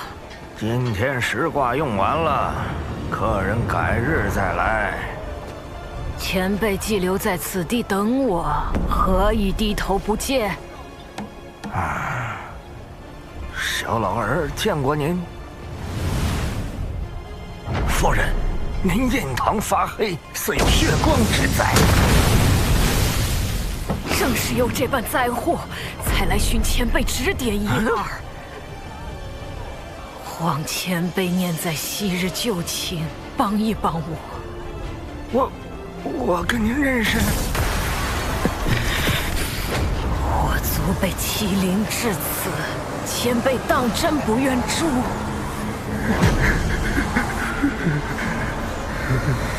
殿下，稍等哈，等我炒完这个菜，还有2桌客人在等。来。前辈为何在9寺之中做个厨子，而非……殿下认为贫道为先帝效命时，便以能掐会算为生灵所知，而今隐居此间，理应做个与之相称的挂师。其实，贫道的兴趣远不止占卜观测。是晚辈先入为主了，前辈肯来相见，可是愿出山相助晚辈一程。我还道殿下是问活命之法，不曾想竟存着这般念头，如此便请回吧。前辈言下之意，晚辈有生死之危。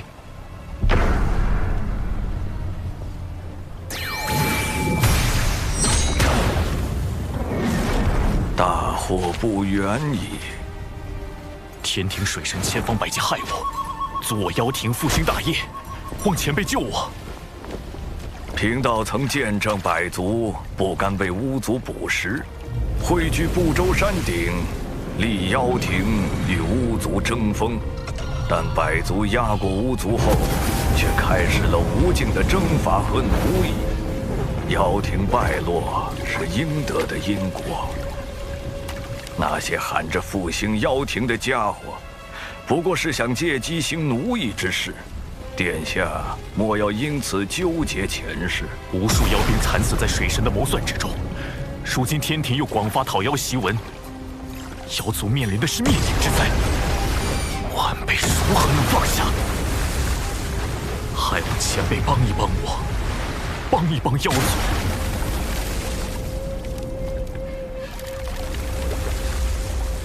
妖庭已无力改变败局，我的9个孩子已经在大战中死去，如今唯剩1子。但这孩子有3次生死大劫，望先生解救于他，西河感激不尽。老臣的命是娘娘救下的，但有所托，老臣必不辱命。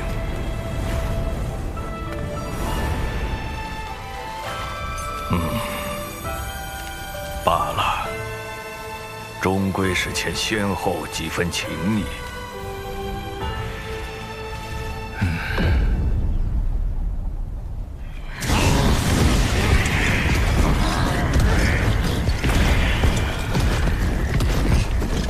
天庭欺我妖族良善，偏帮巫族道门，妖族处处退避，百般忍让，换来的却是一道讨妖檄文。今日，陆压以妖庭太子名义发此檄文，即日起，妖族不再遵天庭之命。说的跟以前听过天庭号令一般。水神大人，这些妖族凶到就差直接咬人了，咱们何时起兵伐妖？妖族派系凌厉，难以一心。此时出兵，反倒会促使他们结盟。那时天兵会死伤几何？一旦伤亡过大，哪怕顺利镇压，天庭实力亦会暴露。倘若再败，天威荡然无存。是小神莽撞，思虑不周，望水神见谅。不过妖族不遵天庭，便是不遵天道。诸位身负神职，何不用天道之力削他几层皮？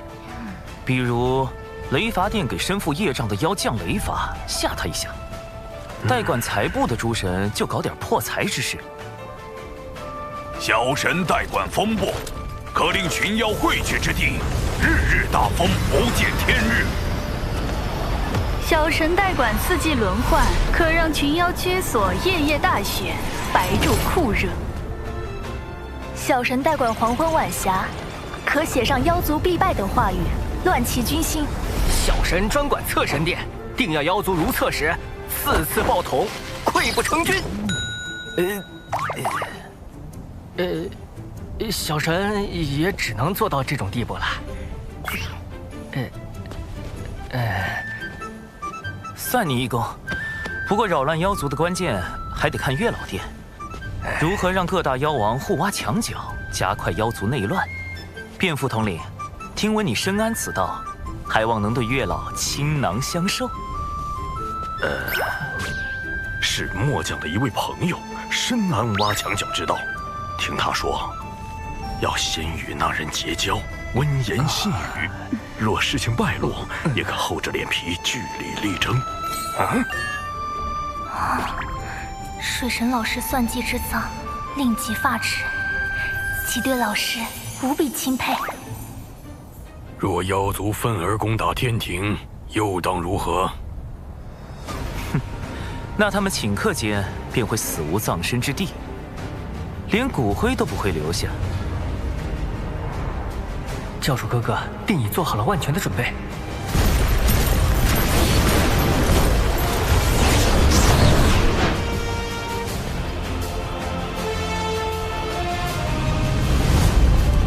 传令四海，整军待命，随时驰援天庭。是。都打起精神，我们是要给妖族送官，为水神大人助威。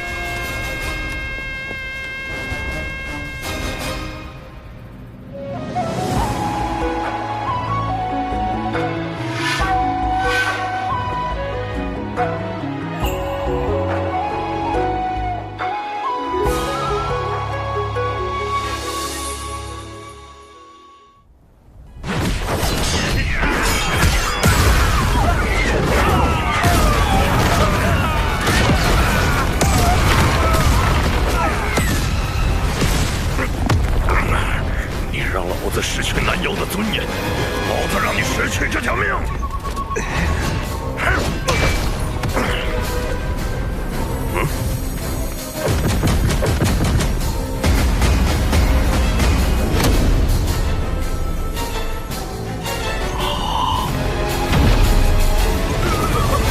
仅仅半年，天庭便让妖族内部出现不少裂痕。前辈，我们到底何时发兵？等到水神以为将妖族和殿下逼至绝境，才是出手的机会。你怀疑陆压的背后有高人指点？天庭大兴已成定局，迟早会清剿凶妖。陆压此时发讨天檄文，号召各路妖王抗命，不过是在提前激化双方矛盾。但他却又按兵不动，只抗命而非反天。就是给自己留了一条退路，但以陆压的行事作风，断不会想到这种以进为退的法子。所以妖族内部定然有一位能看到天地大势的高人，想保住陆压。大法师通晓洪荒大事，可知妖庭有什么大能尚存活于世？妖庭陨落后，妖族高手四散而逃，或藏匿北周深处，或去往洪荒之外，是生是死也未可知。若要说谁一定活着，我倒是想起一个，妖庭10大妖帅之一白泽。2大妖皇最为器重的那位谋臣。白泽本命神通是趋吉避凶，我与他也算交过2次手，每次刚动杀念，就被他逃了。这家伙是10大妖帅中唯一能避开因果，从巫妖大战全身而退的。这个白泽势必会给天庭带来不小的麻烦，可否请大法师出手将其除掉？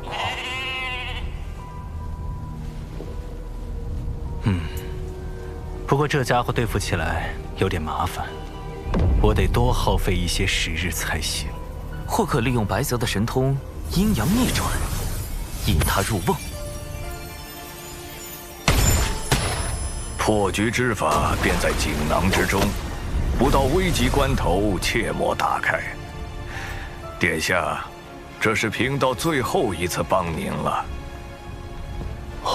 前辈要走？水神定已察觉到贫道，现在不走就真的走不了了。不过贫道还要再叮嘱殿下，切莫与水神为敌。玉帝忌惮您是忌惮妖庭太子，可水神自始至终要杀的是陆压。这有何分别？我与水神并无深仇大恨，他为何如此？唉，水神此人，贫道始终捉摸不透。海神庙只有5、6座时，贫道就已无法看清他的根脚，可见他早有防范，且一日未曾懈怠。水神行事确实周全到令人发指。不止，水神善忍耐，且睚眦必报。当初您与金蝉合谋破开海眼，而后金蝉折于灵山，殿下伤于瑶生山。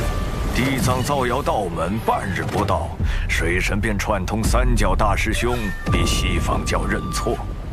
逼上灵山，何尝不是3教大师兄有意促成？前辈对水神是否夸大其词了？贫道如今能告诉殿下的，便是水神修行至今，绝不超过500年。这怎么可能？此人天赋之高，谋算之深，非我等可及。且面皮于他如无物，宝物宝财如烟云。最让人钦佩的，便是见利而不忘义。贫道虽未与他打过照面，但仿佛神交已久。不可设法除掉水神吗？动他，最先落到你头顶的，不是太清圣人的太极图，也不是通天教主的清平剑，而是道祖的紫霄神雷。殿下莫要多问，贫道不敢沾他半点因果。若依锦囊所说行事，尚有一条活路。药亭早已不复存在，望殿下放下执念，及时回头啊！人情已还上，咱们今后便不多见吧。殿下保重。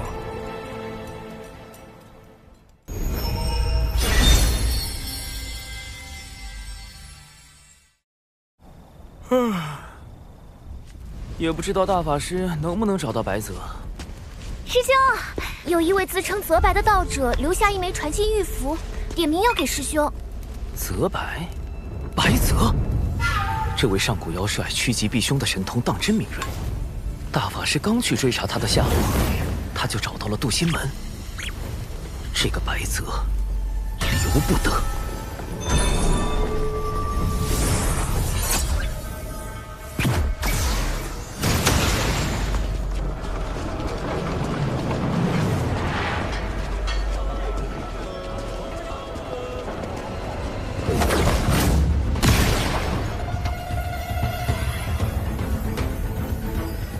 水神饶命！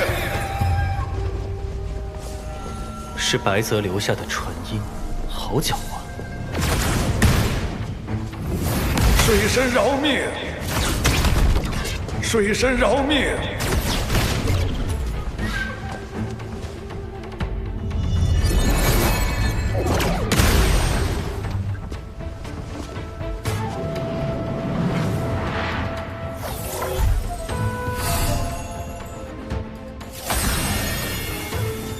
白泽这趋吉避凶的神通当真厉害，大法师刚去追查，求饶信就来了。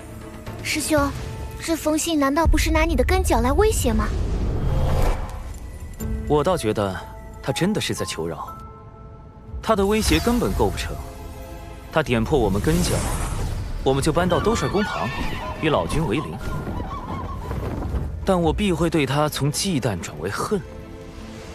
如此，反倒断了他的活路。既是求饶，为什么不直接来找你呢？他不敢。以如今局势，我必杀他。送信求饶只是表明他的态度，他必有后招。如我所料不错，大法师此行应当会带来第2枚玉符。长寿，真被你猜对了。不妨再猜猜，玉符上说了什么？他要看看我的本事，也要让我看看他的本事。应当是要与我立下赌约，胜就天平处置，败就放他一马。连打赌内容都被你料到了。不过，这赌局可与我们不利呀。白泽藏在洪荒最安全处，我们需在2刻钟内找到他，方为获胜。若按照拿到玉符的时间来算，还剩1刻钟。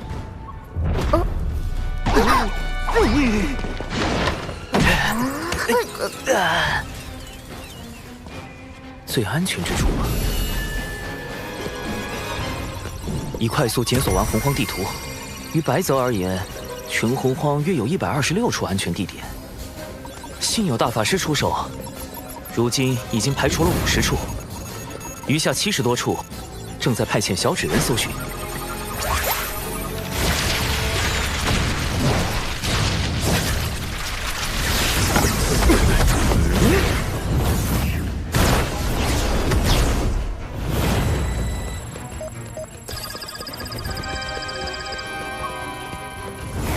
师兄，时间不多了。怎么关键时候卡住了？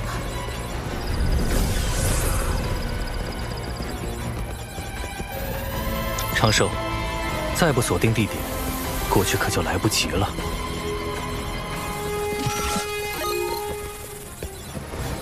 灵娥，大法师，你们来去。什么？我们？快去！大法师，听灵娥的，去这里。听我的。水神的思量在第10层，普通聪慧之人在第5层，而我本该与水神在高层角逐，但我主动退回第5层，以最不符合水神的思考方式，才能选定最安全之地。师兄，这个就是上古妖帅白泽吗？运气不错。你就是？还请大法师出手，扬了吧。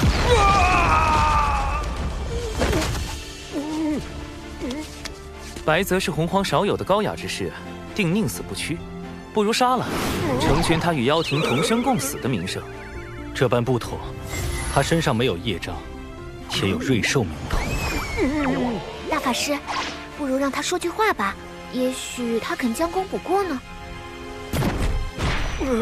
谁说要宁死不屈了？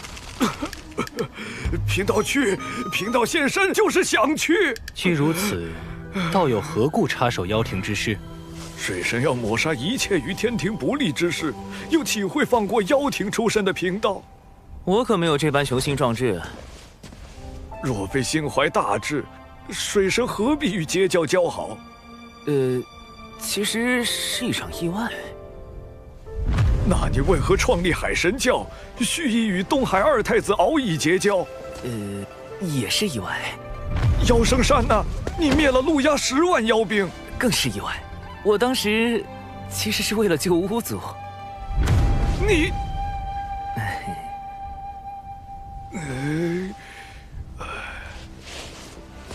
你之志向究竟为何？你不觉得在洪荒这般凶险之地，能安稳活着便已十分不易了吗？还要什么志向？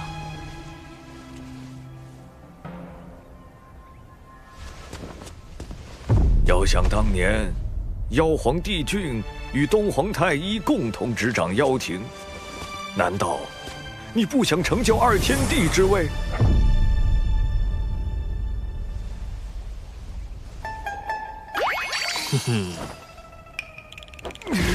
我枉费心机，设下此番赌约，本是心存辅佐明主之意，却不想你竟如此胸无大志。唉，道友，时代变了。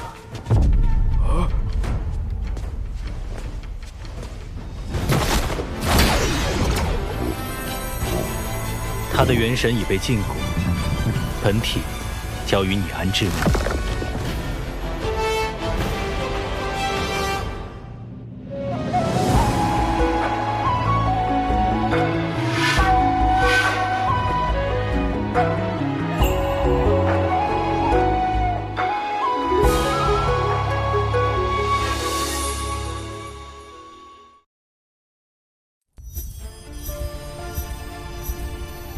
师兄，你究竟是怎么找到白泽的？后来又为什么听了我的呢？贫道也想知道。很简单，靠运气。啊！白泽筹备此局良久，我无论做何种选择，他都早已预想到。因此，我将最终决断交给了你与大法师。大法师当时并未思虑太多，而是抱着戏耍的心态，故我将大法师的选择放在可能性第2的选项。而灵娥这般聪慧但思虑难周全之人，给出的答案有3成可能是白泽的藏身之地。3成，这可不像你的性子。所以，此番能够找到白泽，全靠运气。嘿嘿。运气，水神之志非常人所能及，与我的较量更不可能只靠运气。他究竟是怎么找到我的？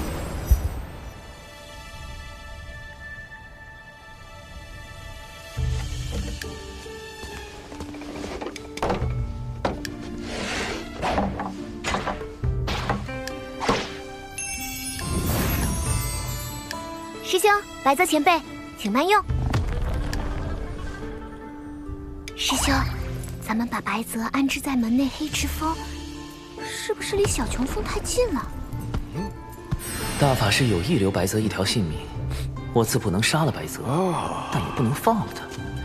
面对这样的危险分子，最好是将他安排在身边不近不远之处，再借机收服。前辈，请。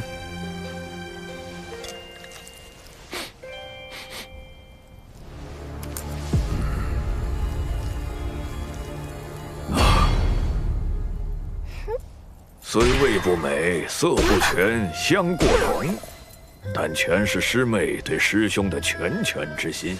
这白泽果然和传闻中一样，是个美食家。要我说，做什么妖帅，应该做个探店博主。我观前辈似以辅佐明主为乐。若是能2次辅佐明主，成就宏图伟业，再功成身退，在天地间留我白泽之名，当真。现在只能如此想想了。而今天庭出力，百废待兴。洪荒内虽有妖庭作乱，但尚在我天庭可控范围之内。前辈所谓的宏图伟业，不知又要徒增多少流血牺牲。唉，痊愈之路本就如此。那并非我所愿。天庭政治清明，洪荒再无战事，才是我之宏图伟业。倘若前辈愿意相助于我，天地间同样能留前辈之名。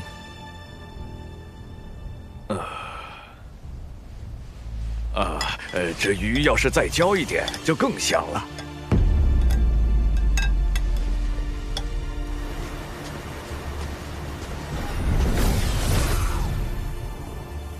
师兄，白泽真被你忽悠了，他都开始犹豫了。什么忽悠？那是收服白泽的第一步，画饼。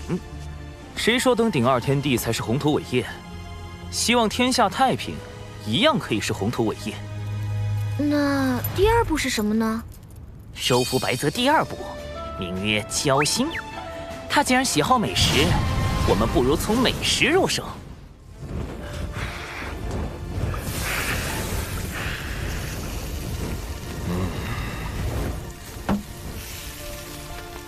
高端的食材往往只需最简单的烹饪。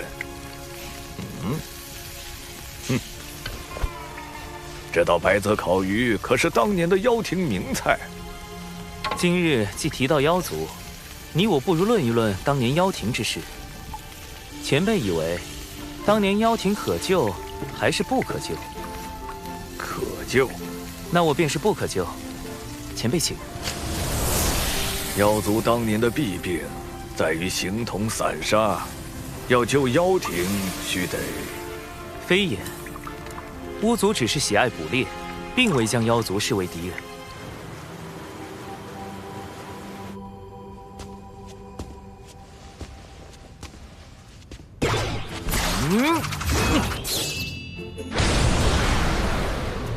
百族联合形成了今日的妖族，本无同族之共情，贫道何来对妖族背信弃义一说？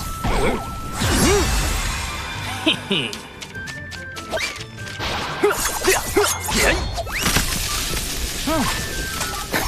宁既做了花匠，享受栽培花朵、观其盛放的乐趣，便要忍受花朵枯败、零落成泥的落寞。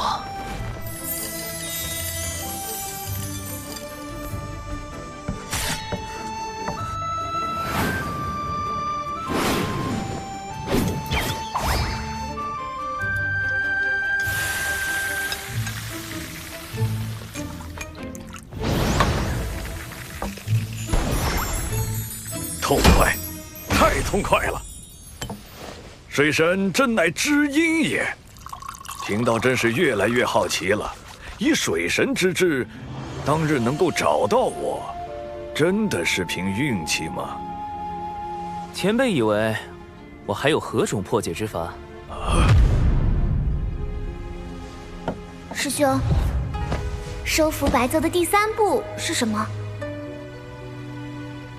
没有第3步，或者说，第3步是一道考题，一道需由白泽亲自来完成的考题。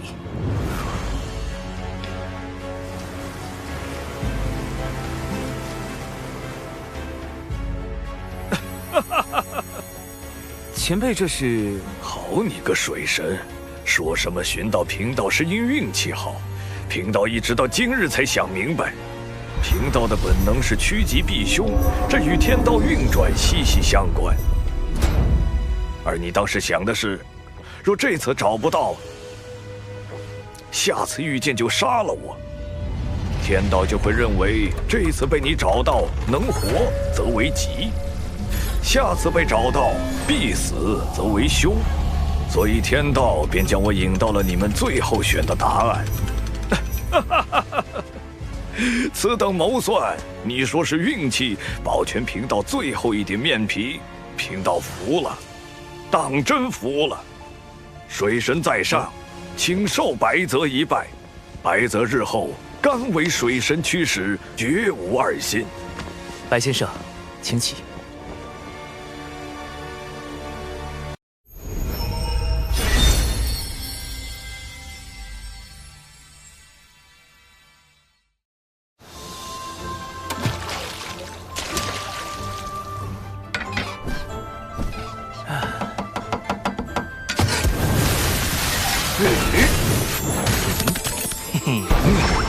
小琼峰李长寿，有客来访。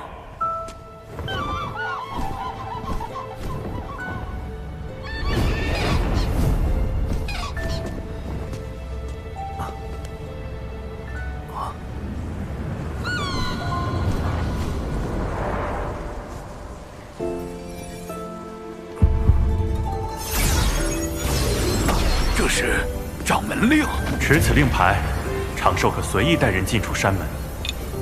多谢掌门厚爱。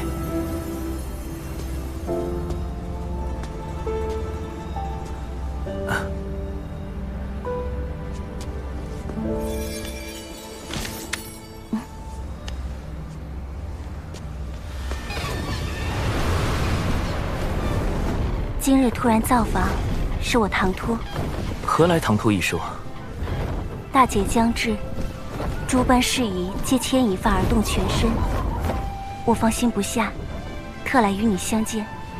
仙子可是在担心白泽归降于我，实为妖庭之算计？白泽乃上古妖庭元帅，更是与妖师鲲鹏斗过的人物，预感灾祸的神通也颇为厉害，他定不会无缘无故前来投奔。仙子所思，正是大法师与我所想。故大法师已出手将他元神牵制，而白泽在与我的交谈中，亦已将我引为知己。有玄都师兄出手，你心中也有成算，我便不必忧虑。不曾想，仙子已对我这么在意。早该知你口中无甚正经，我且回了。是我错了，还请仙子留步，容我向仙子赔罪。我亦是玩笑一句。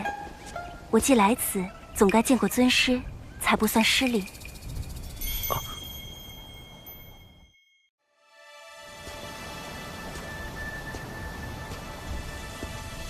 师父，这位云仙子是弟子的至交，这次前来咱们门中拜访。哦，对，云仙子，长寿提起你很多次啊。请。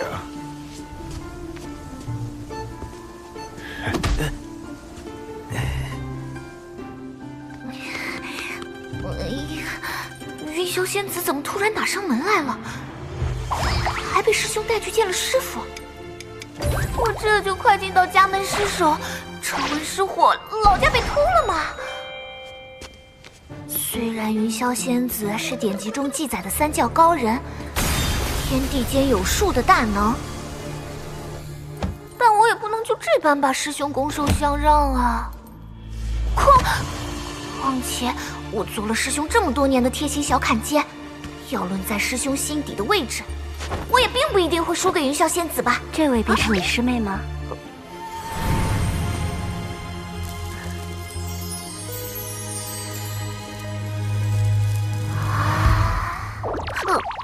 灵儿，莫要失了礼数。弟子见过云霄前辈。你我相交，不必论道门辈分。我虚长你许多缘会，你就如我三仙岛上琼霄、碧霄两位妹妹一般，称我一声姐姐便可。啊，还姐姐？这就要占我便宜了？动不动前来后到呀，大姐！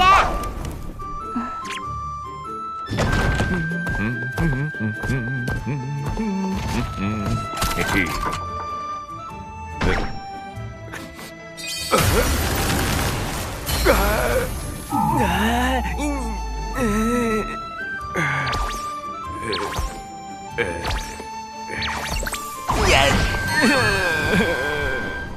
虽然知道云霄仙子应就是字面意思，但总觉得这个话题不能继续下去。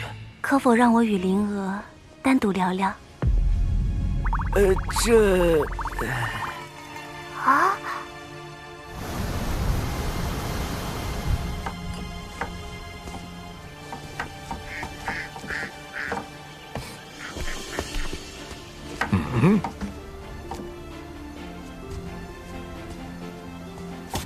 水神就这么放心让灵儿与云霄仙子单独相处，不怕出事？小琼峰的指认系统和防御阵法都已完善，灵儿与仙子应当不至于出什么事。不，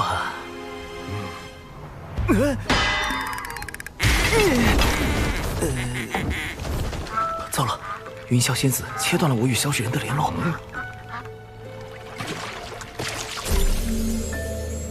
云霄仙子支开师兄，单独把我带来泛舟，还设下这隔绝探听的云雾法阵，是想干什么？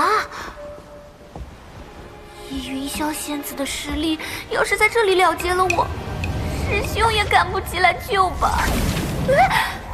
他还断连了师兄的指认，我是不是真的要完了？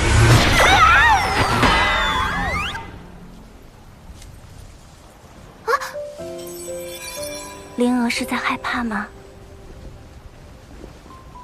我没有恶意，只是今日专程前来，想见一见你。仙子想见我？三仙岛上，我那两位妹妹常说，人族男子最是多情，少有可信任者。于是我去到俗世当中，想寻到一份关于男女之情、生灵姻缘的答案。却最终发现，我似乎错了。话题走向怎么跟我想的不太一样？他不是应该先宣示主权，再让我知难而退吗？怎么突然开始反思认错了？仙子做错了什么？我师尊通天教主为我推算出，我今后会有一场大劫，我不忍将你师兄牵入其中。上次与你师兄相会后，我已知晓我这漫长岁月修道的清冷。都化作了想与他相伴的爱慕。我说的错了，是我该先破劫，再与他相识。所以仙子是怕自己不能顺利渡劫，或是渡劫后道心圆满，心中再无我师兄身影。若我注定不能与他修成姻缘道果，那我破劫之时，便是伤透他之日。我宁愿今日之后，闭关至大劫来临，尽量将他排于大劫之外。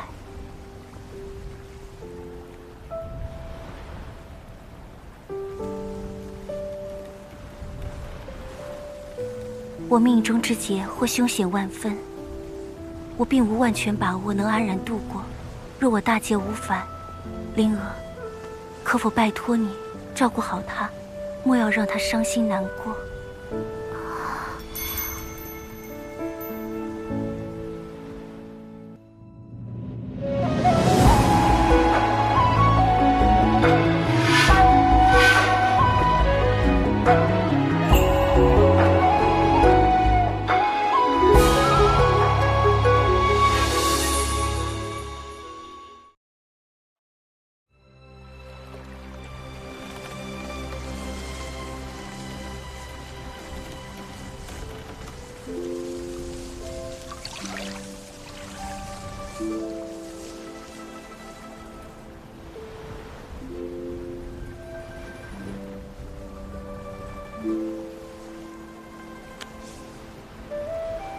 其实仙子，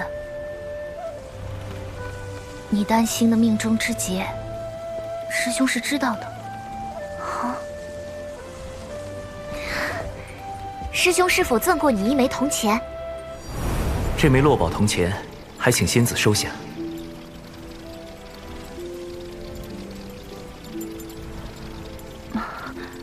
这个，对，虽然师兄未对我说过。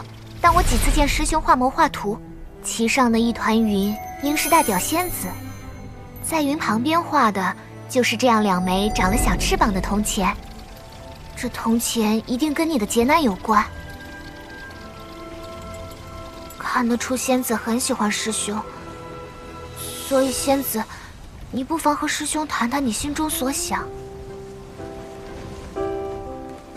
灵儿，谢谢你对我说这些。原来仙子这么为师兄着想，宁愿压抑感情，远离师兄，也要保证师兄的安全。仙子既然处处为师兄考虑，那我也不能仗着仙子命有大劫就趁人之危吧。我是因为不想见云霄仙子伤心，所以小小的投敌了一下，才不是被云霄仙子的温柔真诚打动，心里产生动摇的。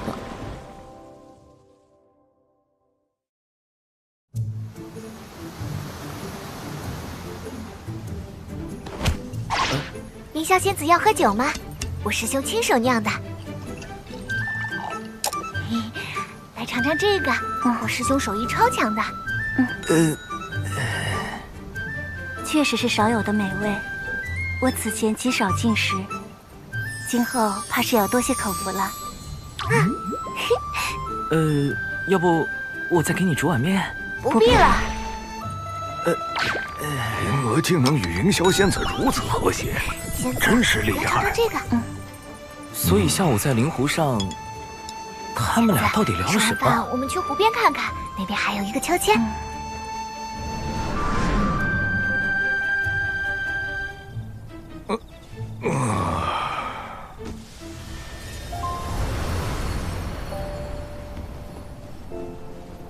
那枚铜钱，我会好生保管。那场命中注定的劫难，我亦会竭力度过。我还道你在担心什么，突然来山门中看看，不曾想，你竟是有些患得患失了。你是否在担心，待你道心圆满，就无了我容身之地？你怎知？其实这般问题，我也担心过，但后来就释然了。为何释然？我这人做事一向求稳，此前思考这些时，比你所想的还要复杂许多。不然无法说服自己承认心意。今日一并说与你听吧。若你度过劫难，大道圆满，心中再无我；若你我不能修得圆满姻缘道，那我便将你的道心再融了，钻进去就是。甚至我还想过，你若是今后受伤失忆，那我就将你我的故事写成画本，让你从头看过，陪你重演一番。还有种种情形，我都详细考虑过，才下了与你顺其自然发展的决心。其实这都不算太过麻烦，让我困扰最多的，便是我修为不足，护你不得。可后来我又想明白了，若我竭尽所能都护不住你，那我也不配与你结成姻缘道果。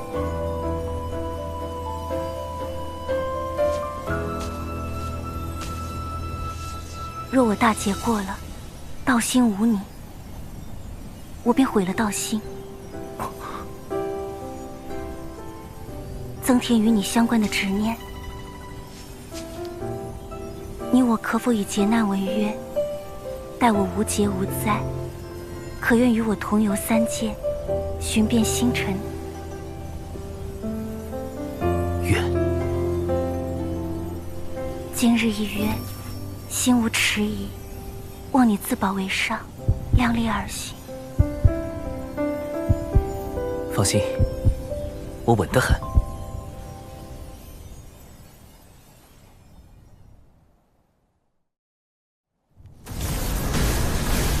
天庭一再挑衅，要兵以群情激愤。殿下，我们是时候出兵了。白泽前辈还是没有下落吗？各路小妖遍寻无果，不知白泽元帅是遁出了洪荒，还是遭了不测。想来是前辈不愿沾染此间事端，自寻了去处躲避凶祸，不必再找。天庭假公济私，借天道之力打压妖族，的确已不能再忍。妖族能否重新在洪荒立足？妖庭能否重铸昔日荣光？成败在此一举。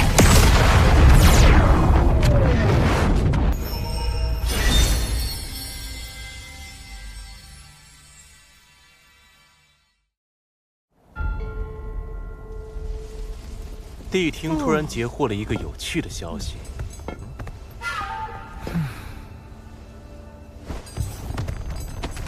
那我少不得要去妖族走上一趟了。殿下，白泽元帅忽然有了消息。前辈在哪儿？元帅他……快说！白泽元帅已现降人教。白泽前辈苦思破局之策，锦囊妙计助我忠心妖族，你敢无他生灵？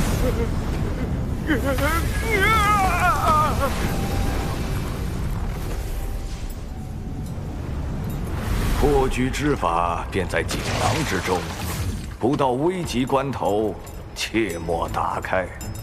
若依锦囊所说行事，尚有一条活路。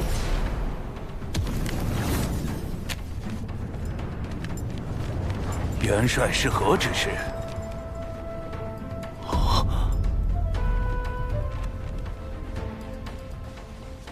水神故意放出我现降的消息，不知心中是何成算？趋吉避凶是先生的本能，我希望陆压在获悉先生的选择后，能为妖族计，知难而退。我无意与陆压一战，天庭也始终希望保全苍生。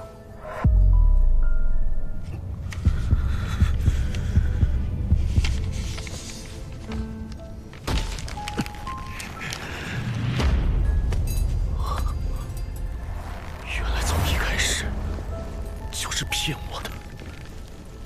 元帅就要殿下投降？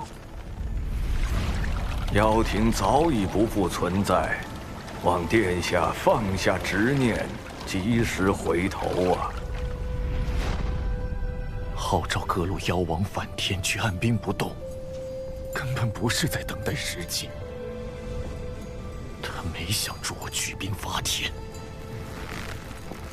他要我投降。或许元帅认为此时投降才是妖族最好的选择。可我怎能不战而降？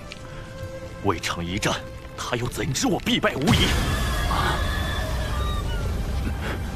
白泽元帅有趋吉避凶之神通，他为殿下出此下策，想必也都是为妖族。太子殿下，我来是想问问，白泽以妖帅之身归顺人教，太子是否要率妖族献降天庭，做贵元帅的头名状元？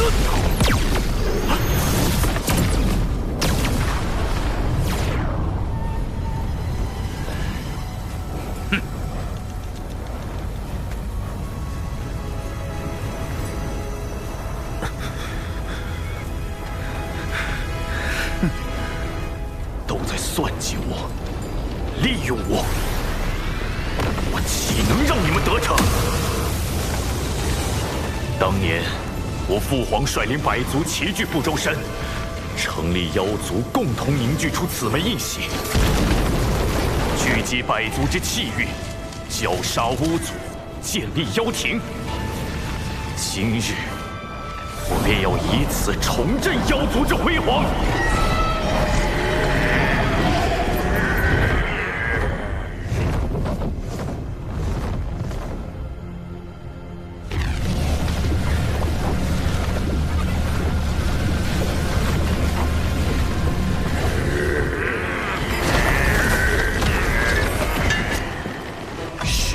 何丧，与子偕亡！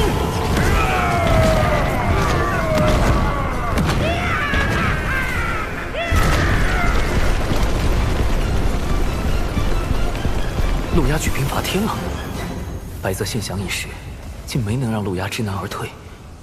不过，还好我有98套方案，我就不信你不降。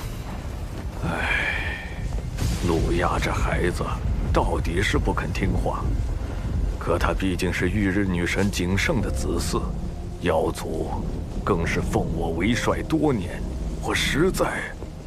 先生不必多说，我也不忍让先生为难。先生留在这里，不必插手此事。乌牛元帅、乌马元帅，听我说。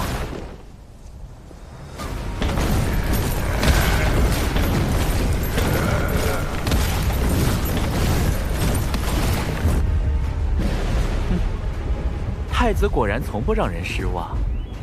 都准备好了，此次陆压举兵与天庭一战，不好叫他一败涂地。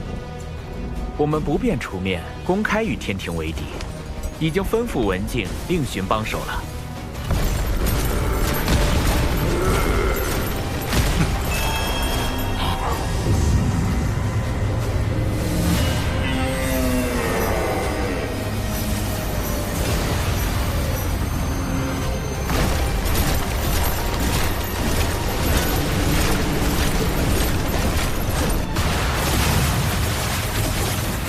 天庭受道祖之命，守卫天地，维护三界。而今以妖族为一己私欲，挑起战火在先，不遵天道判罚在后。吾奉劝尔等及时收兵，否则定将尔等尽数覆灭于此。天道如何？我只认我自己的道。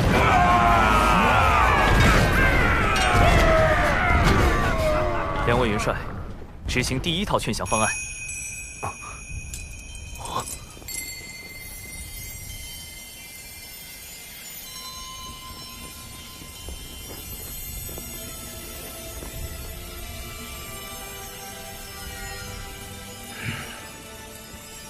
听闻妖族欲行伐天之事，自寻取死之道。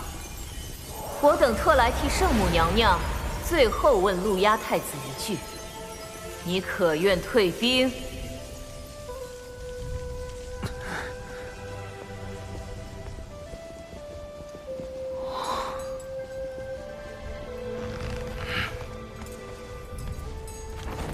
路亚谢娘娘多年庇护之恩。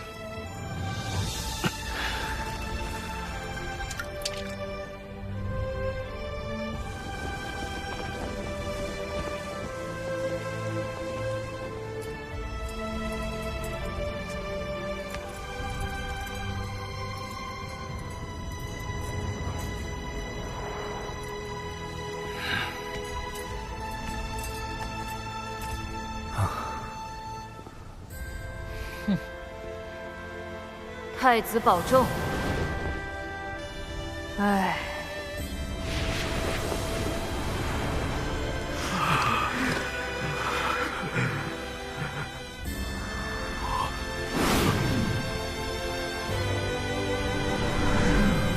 哎，你们在干什么？搞错了，搞错了！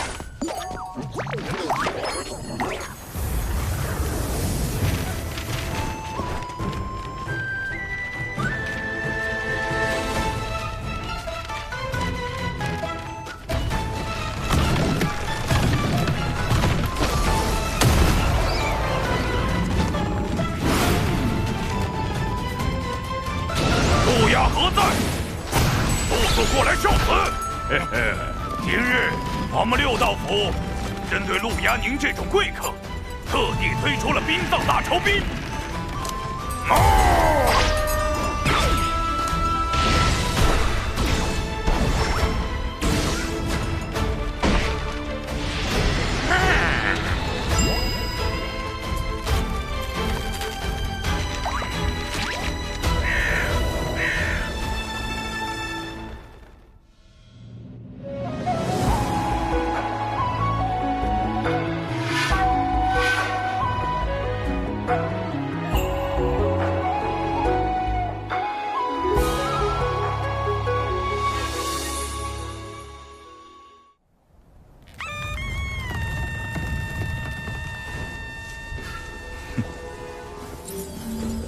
贵帅白泽都已归降，尔等还要执迷不悟？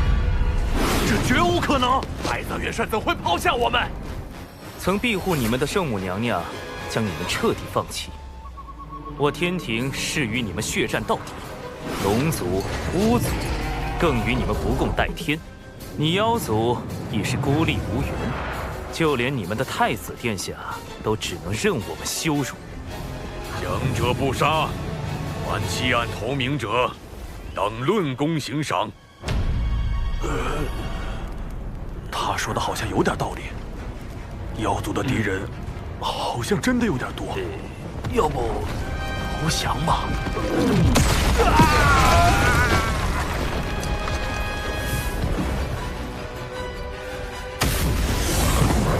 金光速现，正无神通，一天之光，万神朝礼。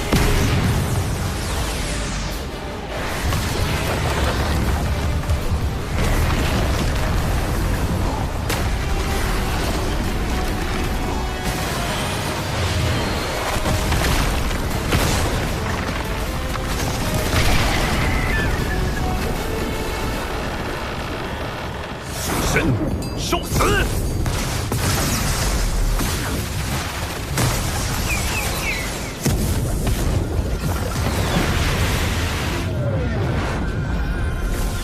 骑士，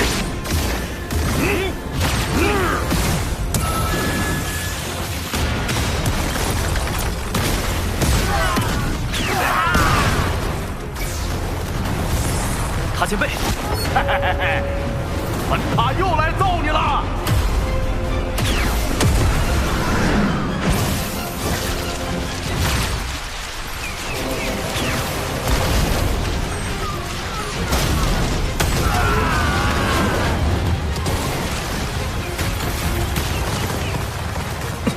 不行，这太阳星的温度太高，萧芷人根本无法靠近。加固大阵！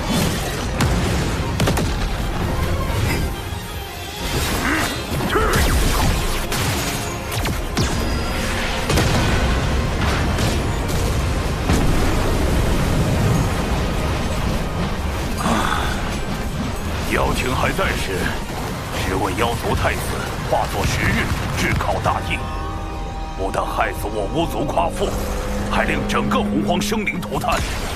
幸有我巫族大义前辈出手，大造射日弓，将9名妖族太子射落。昔日路亚竟佑，射日弓共有几支箭？现在何处？您是说，当时一共打造了10支，还剩1支，就在我6道府安置着。拿来。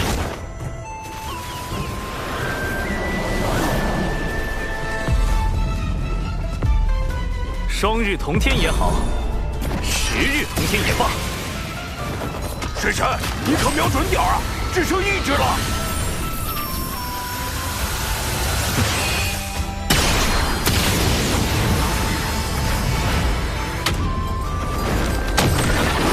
奉天之命。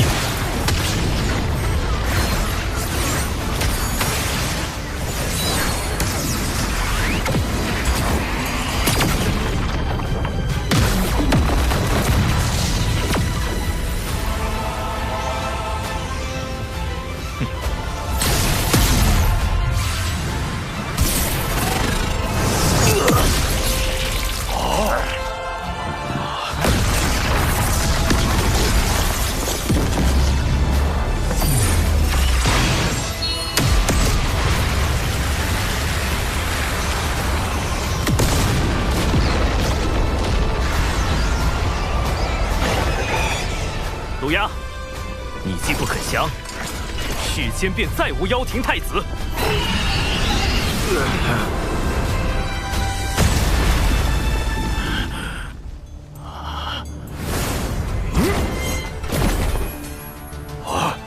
水神好准头。终是修为欠了火候，不似昔年大义前辈那般，一剑便能将其击毙。两位元帅，战场便交给你们了。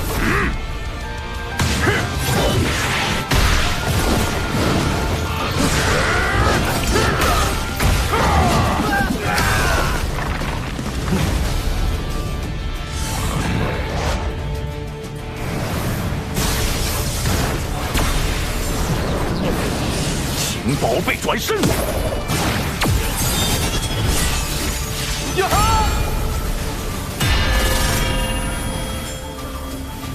本塔已经开始兴奋起来了啊！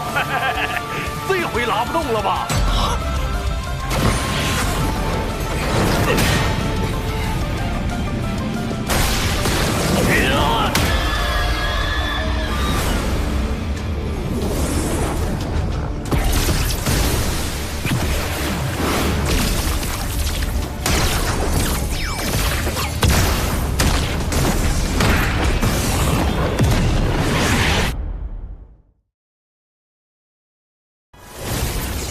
我准备好了，来吧。我也准备好了，来吧。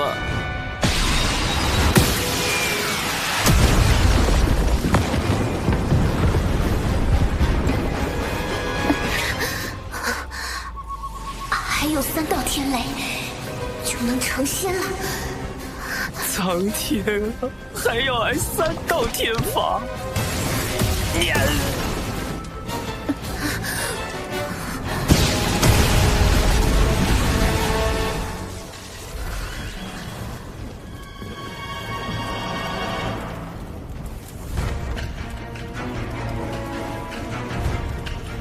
还有最后1道天雷，让天雷劈得更猛烈些吧！猛烈个鬼啊！你考虑过我的感受吗？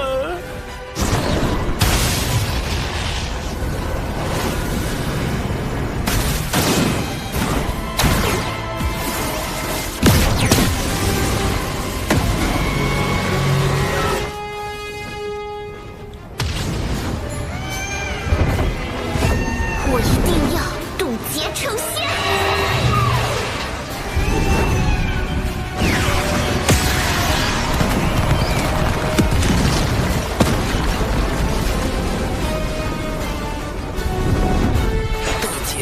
渡劫，还敢玩硬闯天雷耍帅的桥段，文字君还是超少了。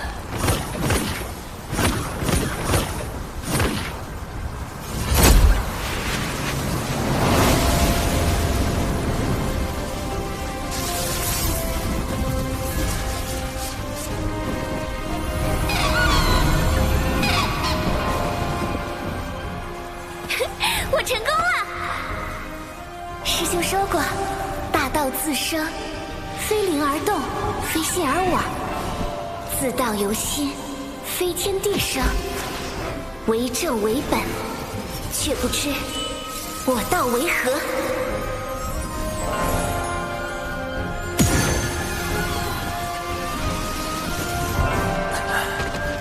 师妹已抄写文字经入道，飞升真仙了。啊，师妹这天劫渡的，真是非师兄啊！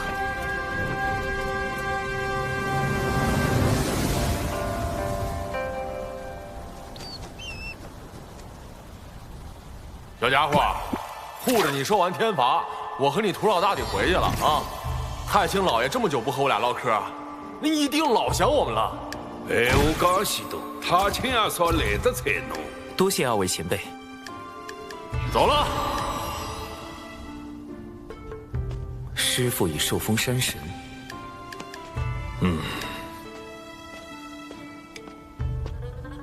师妹也顺利渡劫飞升真仙，可自行继续历练。幸好有掌门为我掩护天罚之事，我也该继续去南州寻找玉帝王母转世身的下落了。卖包子嘞！公子今天起来晚了呀，就等您了。公子请品茶，这是刚来的高级货。公子好久不来我们这里了，可想你了。哎呀，昨晚在戏楼玩得太晚了，还输钱了。今天起来这个腰酸背痛，来，我给公子按摩下。你给我挠痒吗？重点儿。是。不够。再重点儿。没用的东西，快，再给我用力，用力！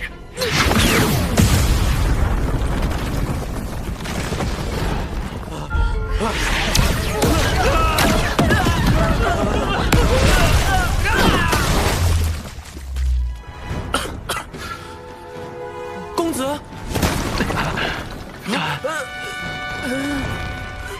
太重了。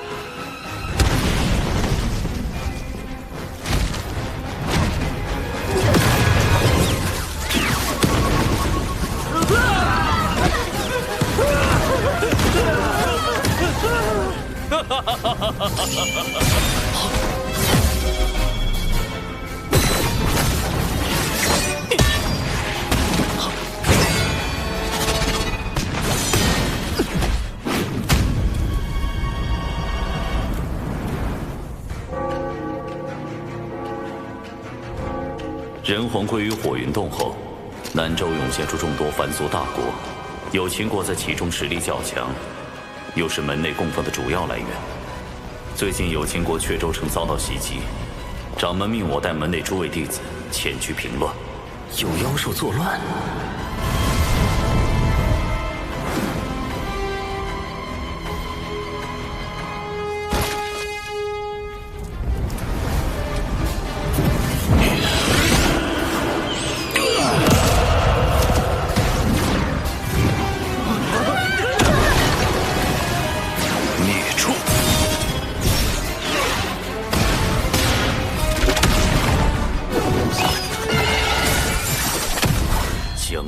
就地格杀！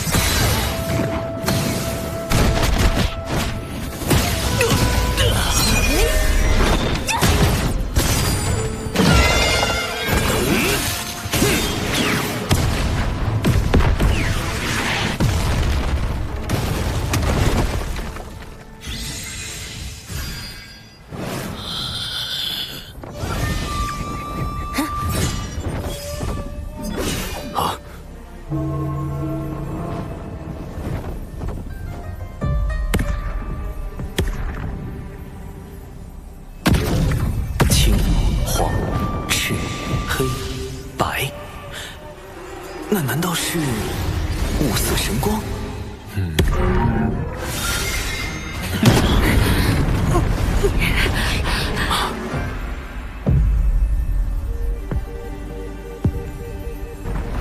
男人，可他身上没有任何阳刚之气，也没有半点阴柔气息。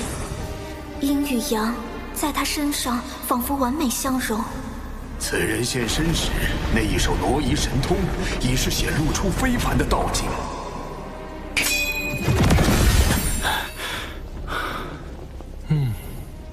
他杀了多少人？道有何意？了断因果，要么本座杀了你们所有人，要么你们说出他杀人几何，本座去救对应数目的人族，如此两不相欠。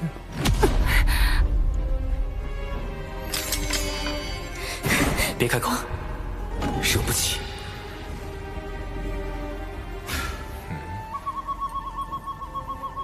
出来！地下那个人，他竟能截获我的传音！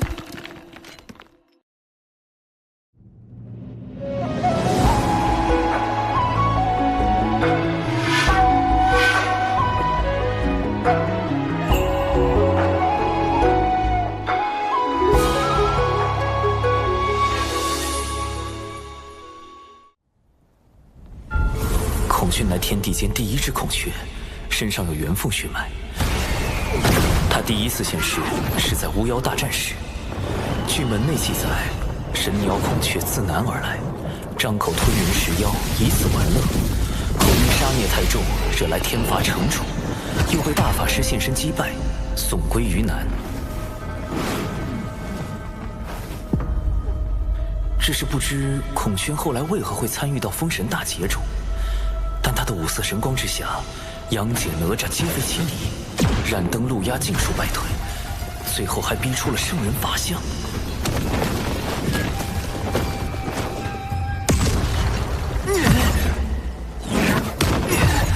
这实力完全就是三教大师兄级别的。三教大师兄？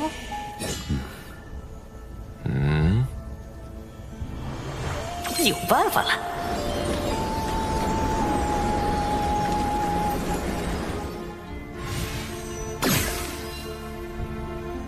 玄都小法师，刚刚传音给我的不是长寿师兄吗？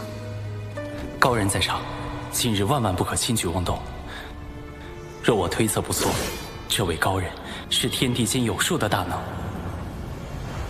贫道玄都小法师，这几人都出自我人教道成，还请道友手下留情。小法师，你与玄都大法师是什么关系？同门。有何凭证？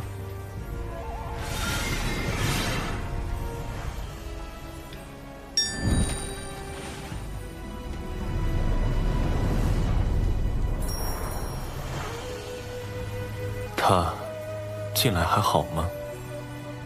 啊？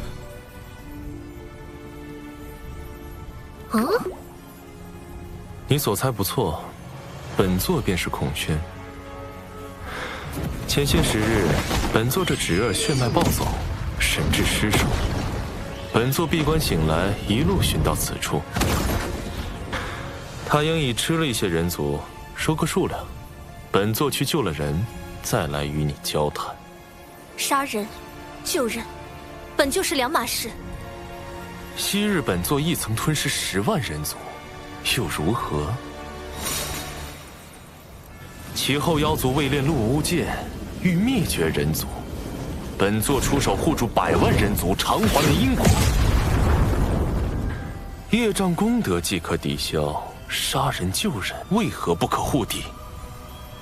所杀所救，可是一人。天数昭昭，增减护抵。所被吞食者，哎，君雅，少说两句。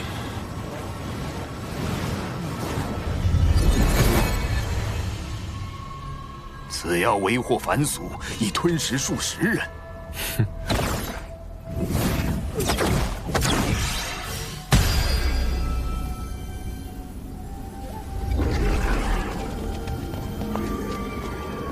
这是几天前被妖族所擒的血石， 10倍奉还。轩呀，你可是这位孔宣道友的对手？不是，我也不是，忍忍吧。哼，你这小法师，倒也是个妙人。对了，你家大法师，可曾提取过我？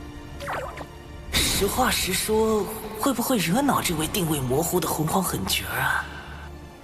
我跟大法师同处的岁月不长，但听大法师提起过那么1、2次。他都说什么了？您到底是男是女啊？这个问题不搞懂，总觉得事情会变得非常之刺激。道友，涉及我家大法师清誉，恕我多嘴。您道号写作萱草之萱，还是宣告之宣？问本座属阴属阳，直接问就是了。刚才还觉得你直言直语，性情不错。哼，本座此时尚未决定阴阳归属，若非他当年避而不见，我或许已做出抉择。这都行？今日终究是我凤祖之过，此乃传信玉符，本座随时可偿还人情。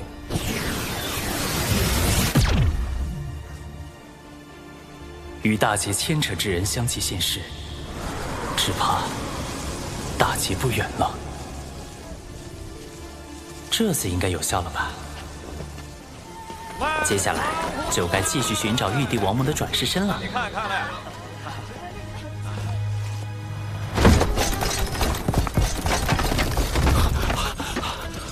少爷呢？在这儿，快救少爷！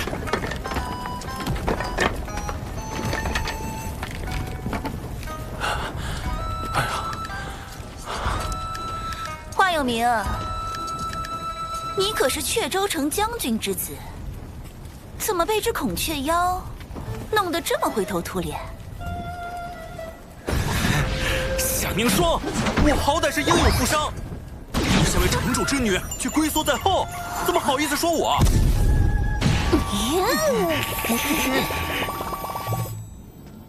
殿下，适才异象出现在南州有秦国。昊天，这次我一定让你归不了位。恭喜老爷。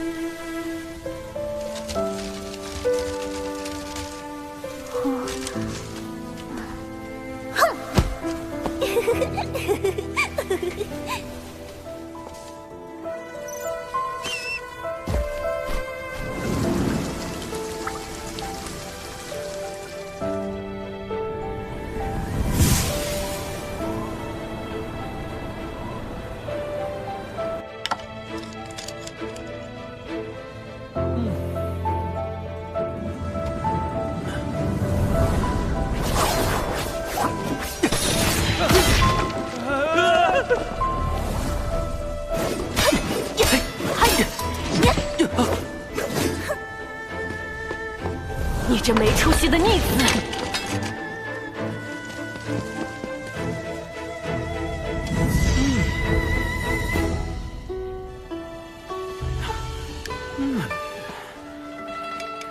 今天就谈到这儿吧。莫要累着了，我明日再来看你。是，少爷。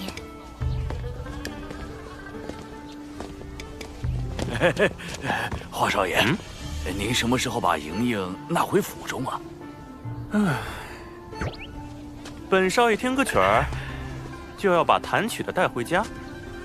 那爷来你这多喝几杯茶，是不是也要把你这茶楼盘下来呀？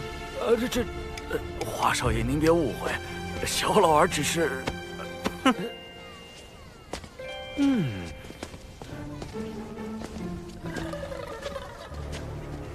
你听说了没有？最近雀州城来了位特别厉害的仙人。我知道，听说这位仙人早已得道，劝诫年轻人时，脑后现出金光，还能让赌鬼改过自新，开始崭新人生。仙人还坐在花楼前讲了2天2夜的道理，讲完这花楼直接就塌了。花楼掌柜善心大发，允许花楼姑娘赎身离开。何止啊！这位仙人走过之处，死鱼变活，枯井生水。仙人席地而坐，就能地生花朵；抬手一招，就会引来漫天飞鸟盘旋。仙人还拜访了雀州城最有名的书院，一场辩论让几名老贤高呼老师，仙人自己却不计声名，飘然而去。哎呀，若能拜入这位仙人名下，可巧了。仙人说与雀州城有缘，要落脚在此开课收徒呢。仙人还说了，他不收学费，不收礼物，唯有一条，就是只纳聪慧灵敏之弟子。这么厉害，只纳聪慧灵敏之弟子，那不就是我吗？来了，真的来了，真的呀！人生太短，天地太大。吾心虽怀无限，然双足不堪用。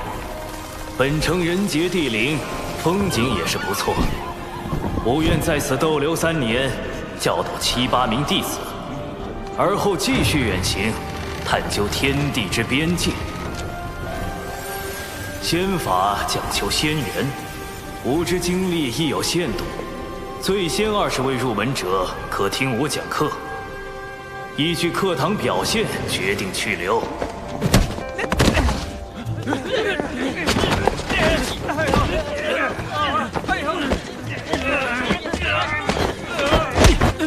冲什么冲？敢仗着自己家里势力抢先进去瞎占名额的，少爷我见一次打一次。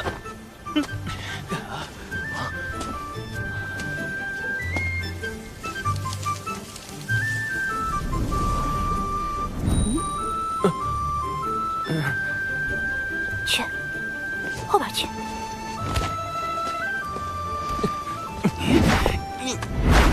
你要打我吗，小明明？本少爷不跟你一般见识。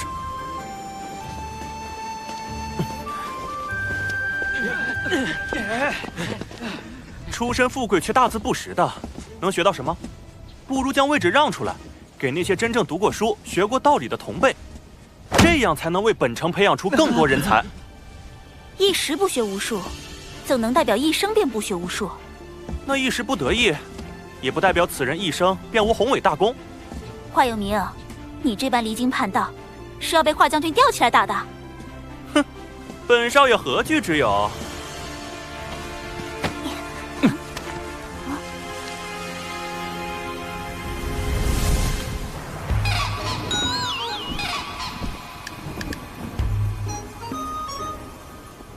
水神老师，不好了！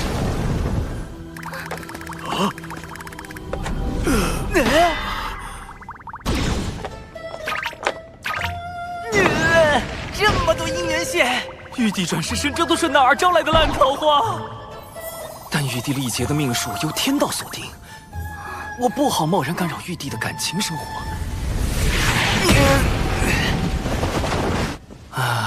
我能怎么办？总不能去华府当家丁吧？萧芷人探得华有明想学习仙法，我便学习蓝星的网红营销方案，在城内打响仙人名声，惹来各家追捧。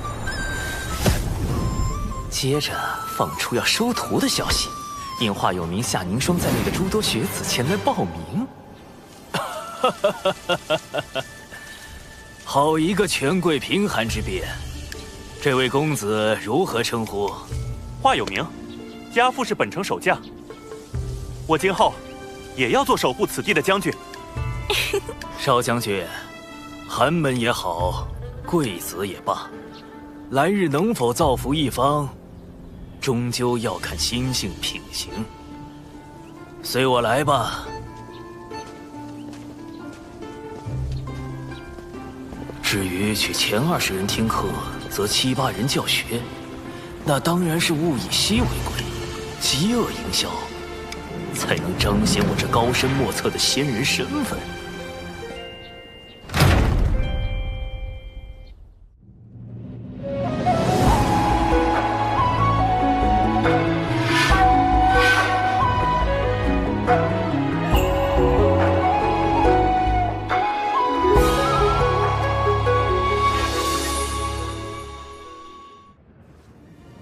我只会教导你们3年，这3年能得多少，全看你们自身。你们想学什么，我便教什么。但我教什么，你们也要学什么，懂了吗？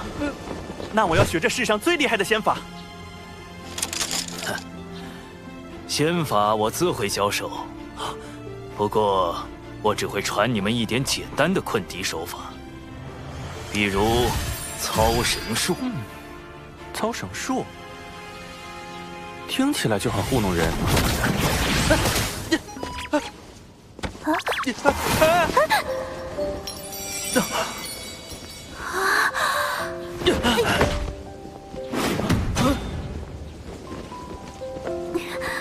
贝子，你还不起来？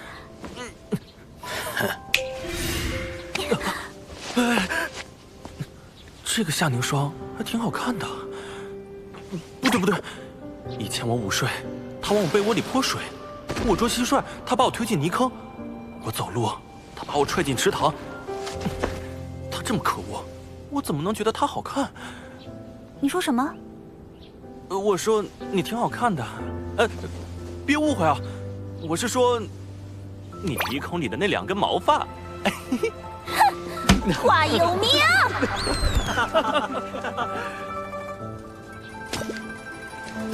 哎呦！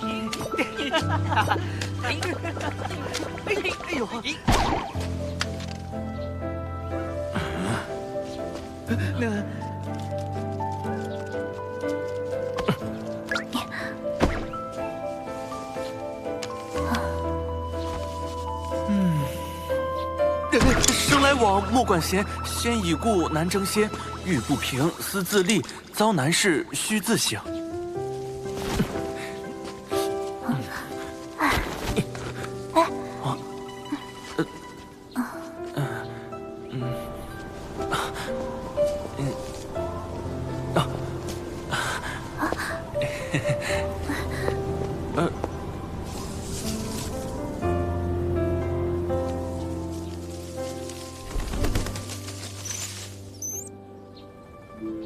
诸位学子，不知不觉间，诸生同堂学习已有3年。入学伊始，有名与凝霜的贫寒之变，我便想教会大家：万物同处世间，高低本非定数，自不必分出贵贱。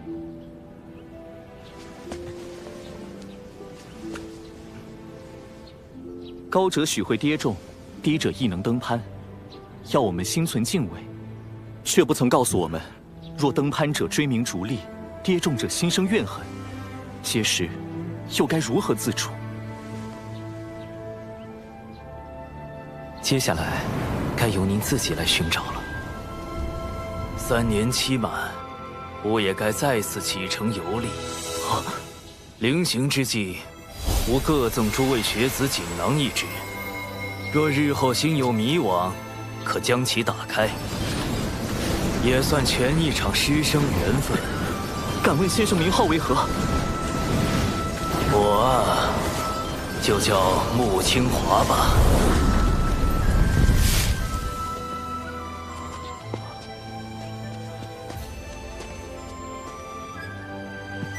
多谢先生3年的悉心教导。南州各地不断有异象发生，想必是水神故意混淆视听，阻碍我们追查玉帝王母转世身的下落。太子，既然玉帝历劫为天道所定，妖庭与西坊教都不能明面上出手干预，那不如我们借些外力，比如凡人自相残杀。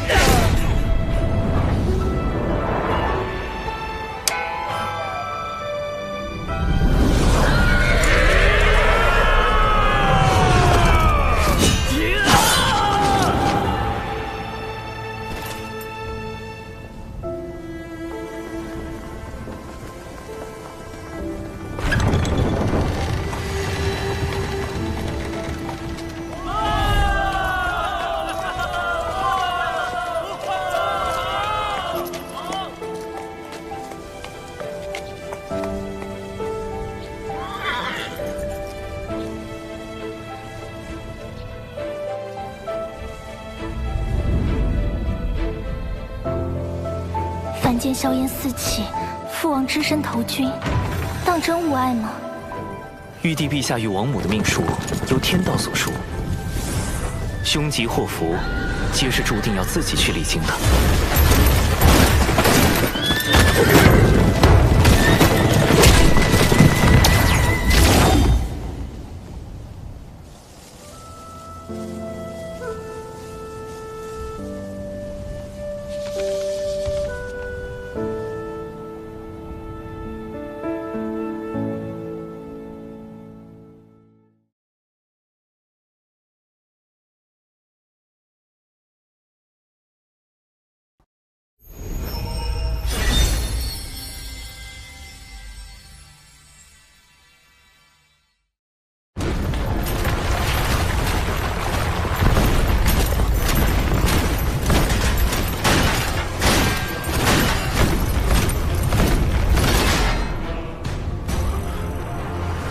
大军压境，我们不能自乱阵脚。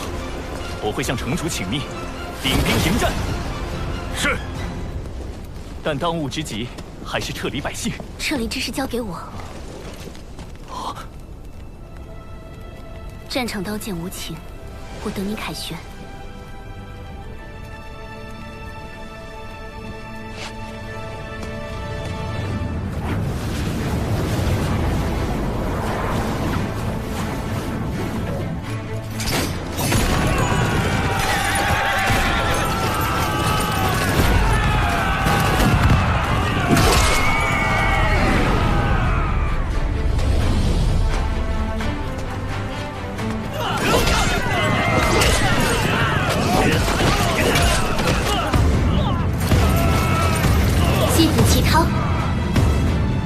踊跃用兵！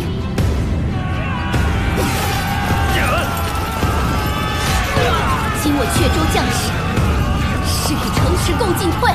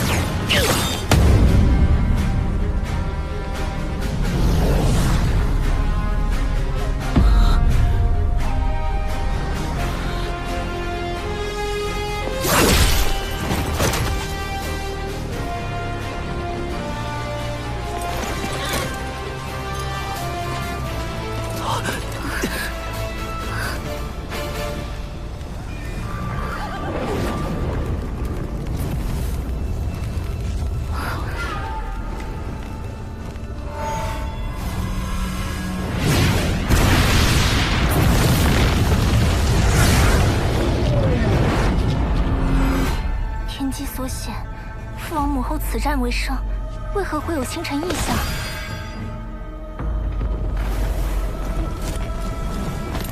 不是阙州城有异，是整个有情国。有情国的国运要崩塌了。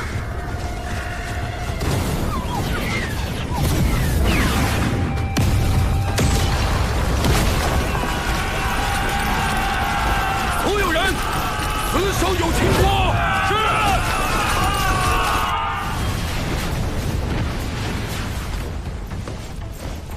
啊！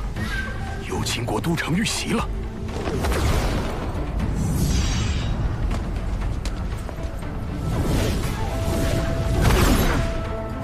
有情国有多大？去。是。太清圣人竟然也如此关注有情国之战，看来此战背后并不简单。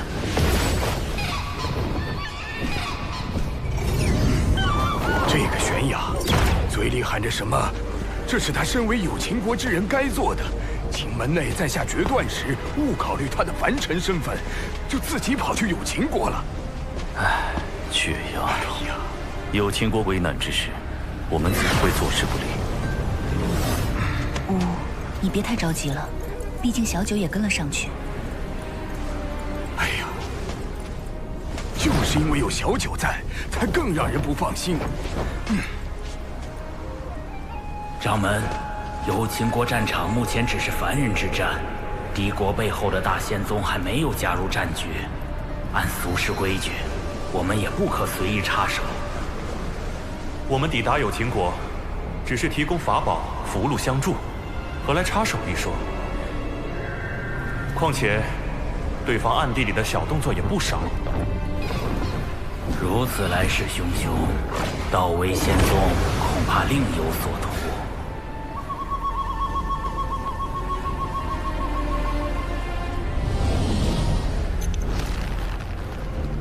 今日终究是我奉祖之过，渡仙门弟子拜见前辈，多谢前辈大救之恩。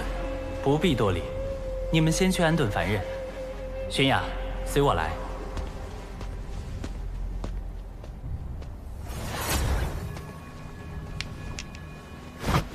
长寿师兄，我是不是又做错事了？那明明是我们不能敌的存在。可玄雅觉得哪怕被打杀了，死在那儿，也该发出自己的声音，让施恶者得到惩处。有情师妹，你跟我还不太懂事时，性子简直一模一样。别愣着了，来坐。但现在的我已经变得跟大多数人一样，遇到1、2次磨难，会主动收起棱角，让自己变得圆滑，去思考自身所处环境，并逐渐被环境同化。而你，哪怕遇到了挫折，遇到了打击，也没放弃自己的坚持。有情师妹，其实我刚才想好了该如何说教你。我应该让你知道洪荒的险恶，让你知道，去触怒这种大脑，只是白白赴死。喊得再大声也扭转不了什么，还会连累门内诸位长老的性命。我想提醒你弱者的生存法则，提醒你做事要讲究方法。可话到嘴边，突然发现，我只是不想承认自己曾被环境打败，又去告诉一个敢去挑战环境的人，他必须跟我一样认输，如此罢了。听不懂吗？在夸你。师兄是说我很顽固吗？不，你这不是顽固，你只是有些头铁。我是化身在此地，死了也无妨。但诸位同门、阙州城的百姓，甚至整个有情国的存在与否，都在那位前辈的一念之间。如果有毒继续今天的头铁行为，迟早会给渡仙门招来大祸。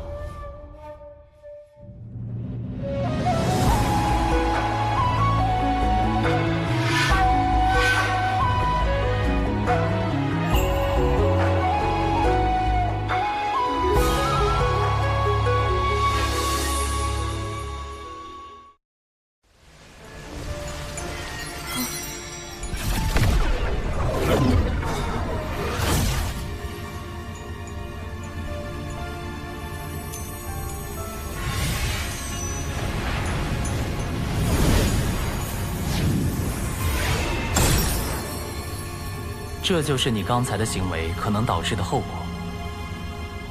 粉碎。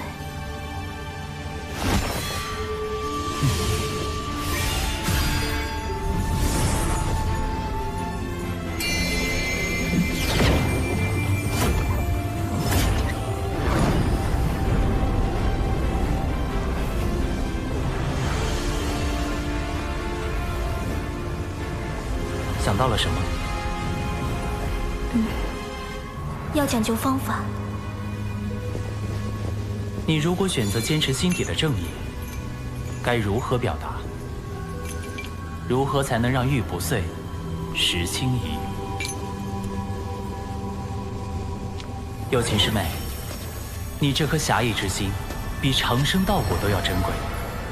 但要记住，要将它用在合适的地方，它才能够绽放出更璀璨的光芒。所以，不要被人利用，学会审时度势，不成一时之勇，懂得有进有退。洪荒之中，是非对错反复交织，并不存在绝对的对与错。为兄希望你能学会如何保护自己，保护身边的人，也希望你能保持这颗珍贵又高尚的心灵。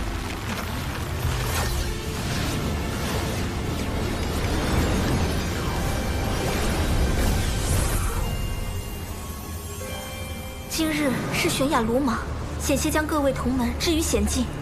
回去后，自当请掌门责罚。玄雅，你被夺舍了。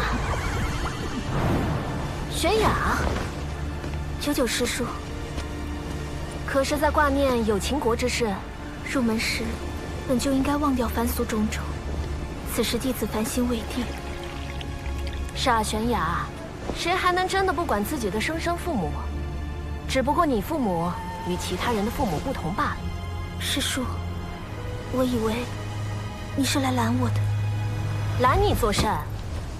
都到这节骨眼了，能回去还是回去吧。放心，有我这师叔在，一定护你周全。师叔送我抵达有秦国之后，不必再。凡人之战，毕竟不适宜宗门插手，我不想让门内为难。你这说的是什么话？我怎么可能？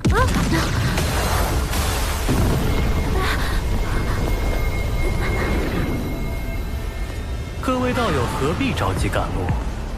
道威仙宗的人，长老，道友若就地返回，并告知贵门掌门将有秦国这块地皮相让，我等自会将你渡仙门诸位送回。为了争夺仙门资源，一个中州仙门都跑到南州来抢地盘了。迅风，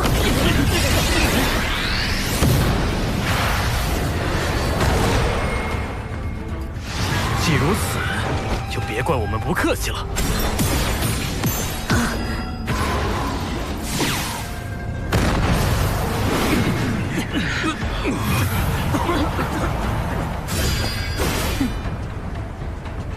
快去有秦国，这里我顶着。多谢师叔。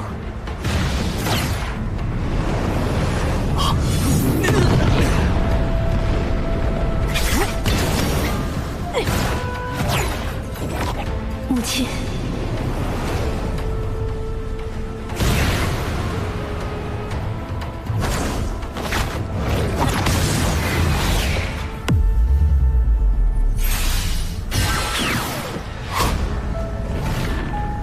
人呢？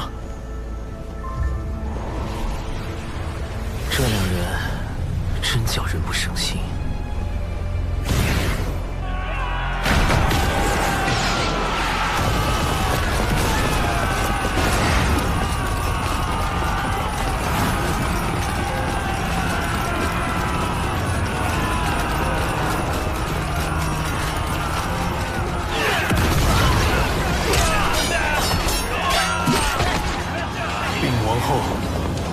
太子已殉国，我儿，天要亡我有情，我的孩儿，他还没有名字呢，我还没看着他长大成人，不不能，不能！母后，我们活下去，一定要活下去！所有人听令，从后殿撤退！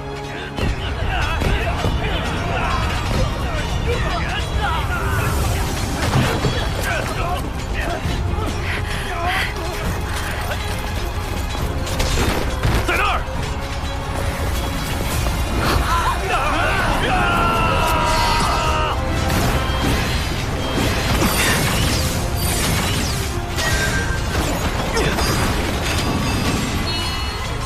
你们被强化了，快上！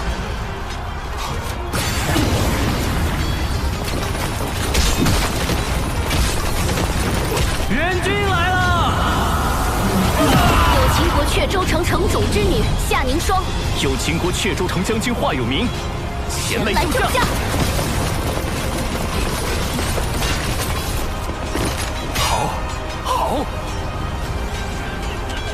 有秦国主靠嗑药续命，强行做了数百年君主，虽因违反天道招致浑身业障，但有秦国百姓也算安居乐业。只是太清圣人的目的，究竟是让我保有秦国，还是保华有明和夏凝霜？虽然这二者之间并不冲突。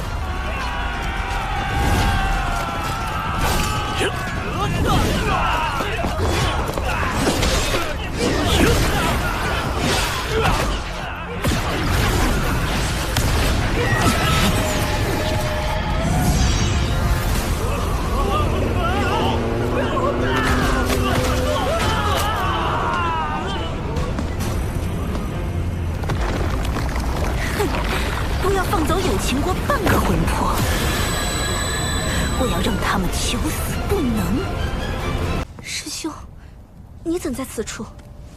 有秦国之战背后有道威仙宗出手，师兄莫要涉险，还请速速离开此处。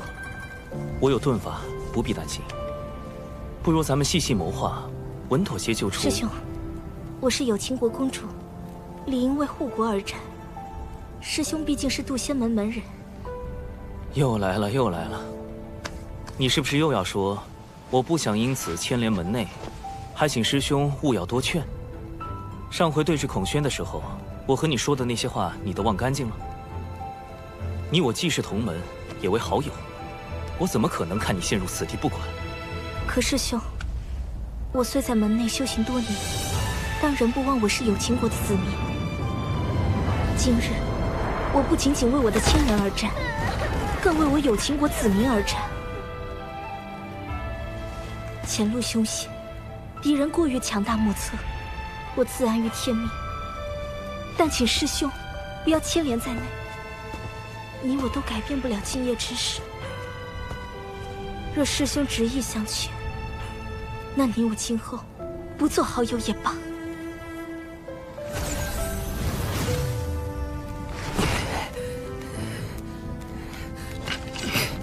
不管了，随他去吧。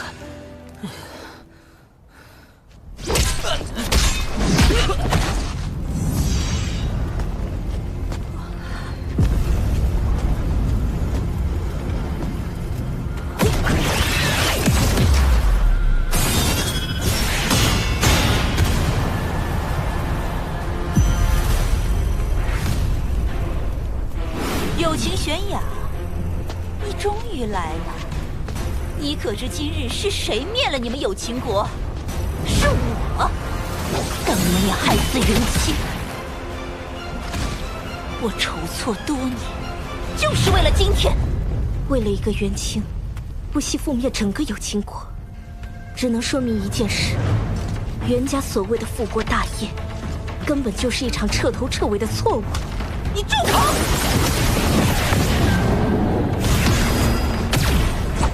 进！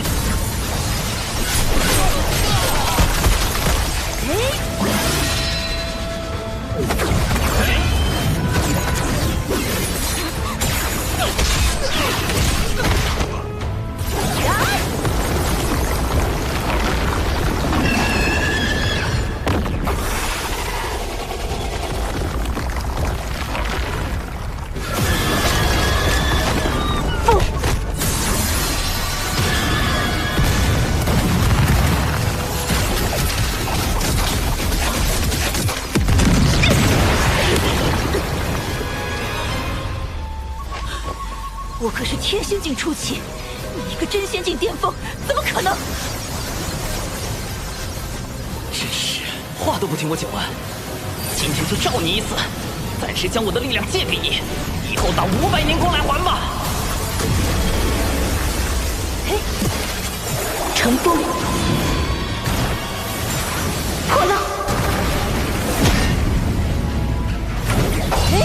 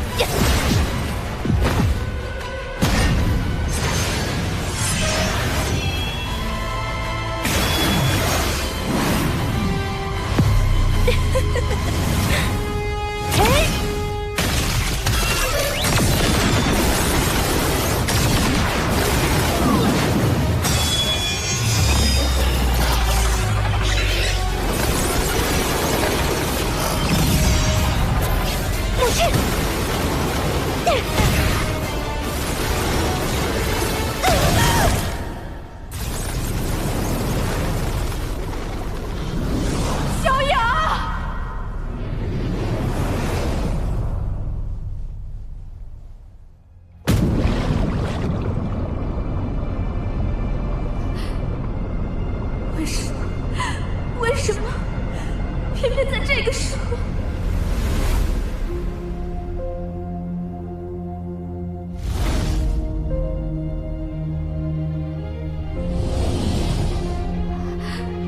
师兄，帮我！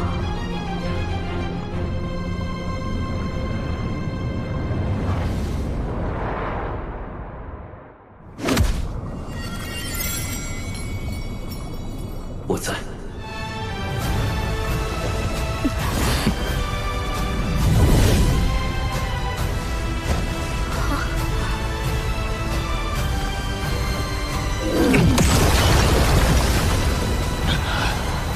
不想死的，自封修为，原地打坐，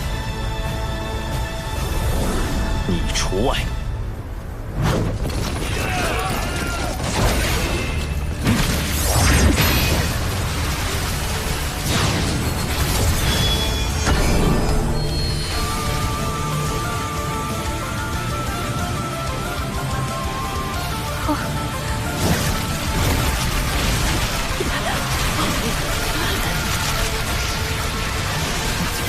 自言符阵，遮天蔽月。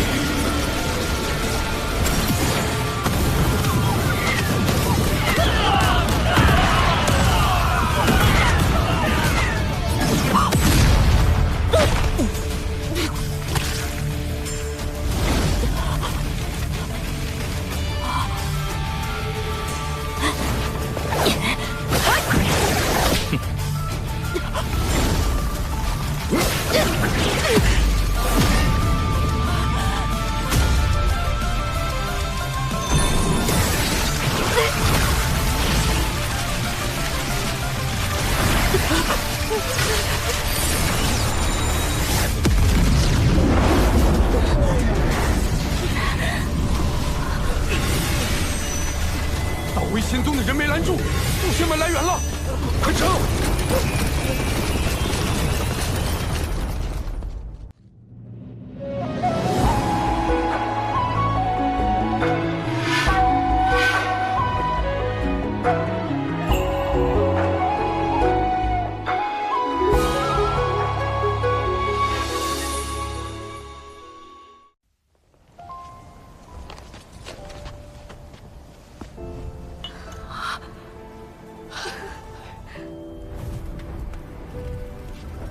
面甲女既已殒命，她一族后续之事，你想如何解决？他与元清意图反叛，死有余辜。但追究其族人，只会令他们徒增恨意。有情国已是如今模样，又何必继续下去？玄雅，本师叔来救。啊？怎么打完了？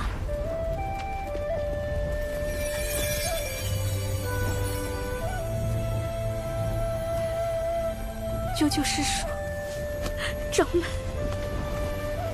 玄雅，我理解你担忧亲人，但你一个人来有情国太危险了，往后行事还是要多加思虑。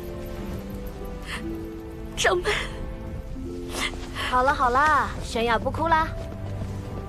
燃灯副教主就是他们渡仙门，欺我阐教道威仙宗。阐教副教主燃灯竟然亲自现身，难道道威仙宗进攻有情国，也是燃灯授意的？有情国之战的背后，莫非是人禅两教之争？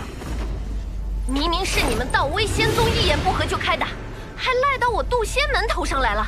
小九，莫要冲动。燃灯副教主，渡仙门与贵教道威仙宗之间必有误会，还请副教主。贵门后辈性情暴躁，既有误会，不如进我这灵鹫灯中静坐调息一番，还望贵门勿怪。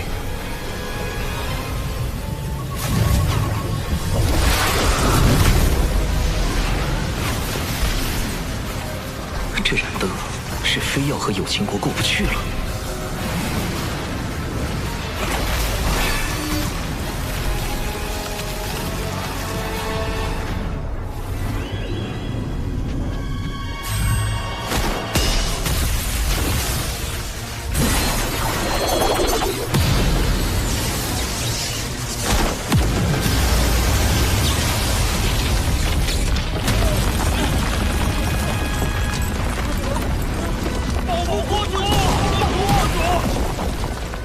副教主的乾坤尺果真厉害，竟能引动天地间乾坤之力。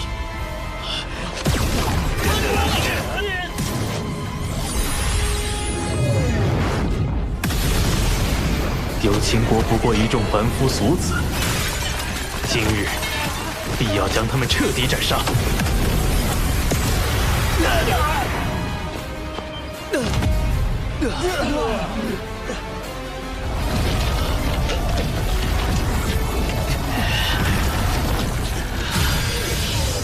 天资之人，震锁乾坤。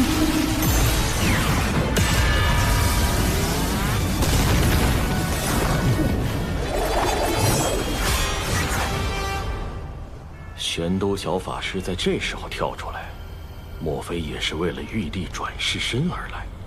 如果是因人禅两教之争，燃灯不必非要将有情国之人赶尽杀绝。但若他是冲着玉帝转世身而来的，那一切就都说得通了。妖庭与天庭之争，才是这场战斗的关键所在。有情国主身负业障，我作为阐教副教主，自当遵从阐教教义。小法师，莫要为难我。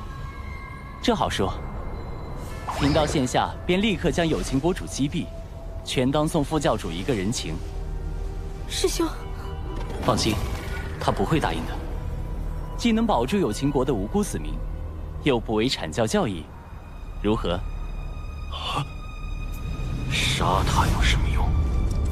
满身业障的有情国主，怎可能是玉帝转世身？好小子，在这儿给我下套！哎呀，小法师心怀苍生大义，实在令我动容啊！实不相瞒，我也存了惜才之心，有意将有情国子民带回我教西兴教导。西兴教导，我看是一网打尽吧。这燃灯宁可错杀一派，不放过一个，好歹毒！孔宣道友，晚辈有难，还请出手相救。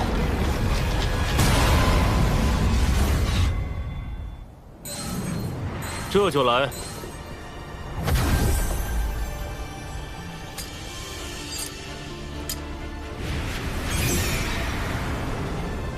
道兄留步！道兄留步！你哪只眼睛看到我师兄？莫非是我认错了？不好意思，不好意思，这位仙子，是我赵公明眼拙。哪只眼睛看我是仙子？啊！那你到底是凶还是仙子啊？难道既非凶又非仙子？我竟然有这种族权！找死！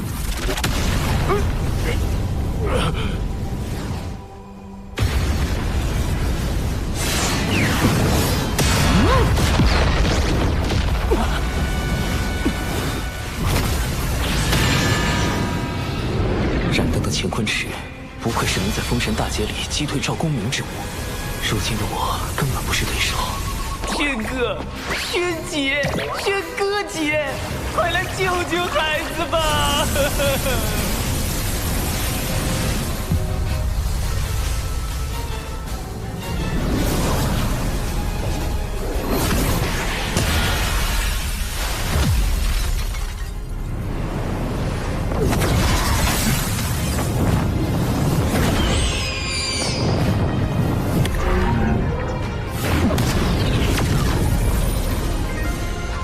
本座在此，谁人敢伤玄都角法师？孔宣道友，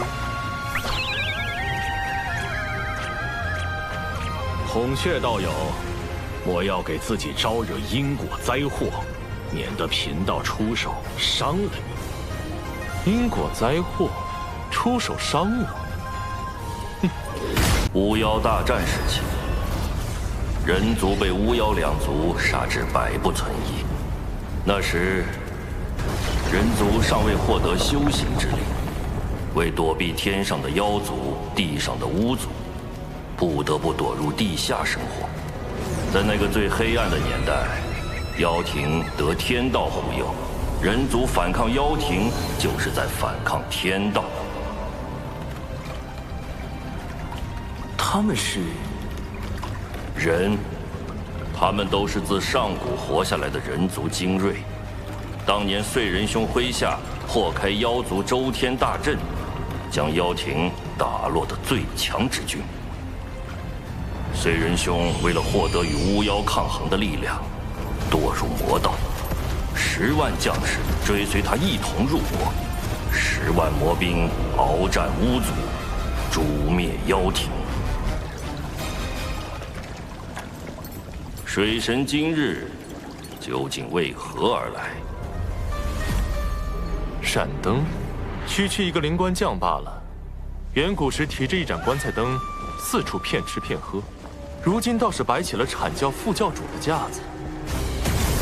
孔雀妖休得嚣张，贫道今日必收了你！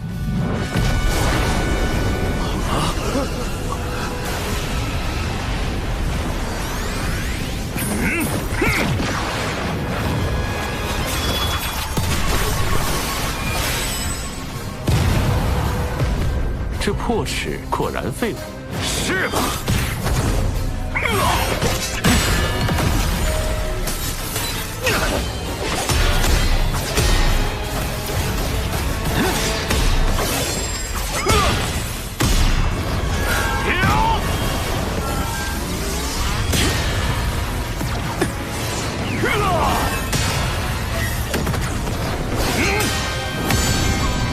池中环宇，两外乾坤。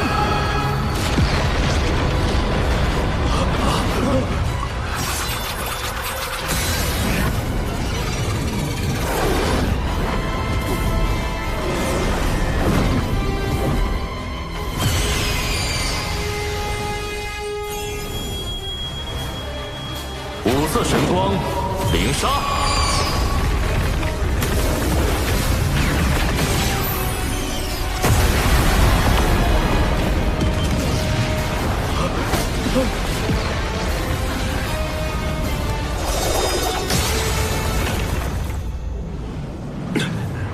一把破齿，还想伤到本座？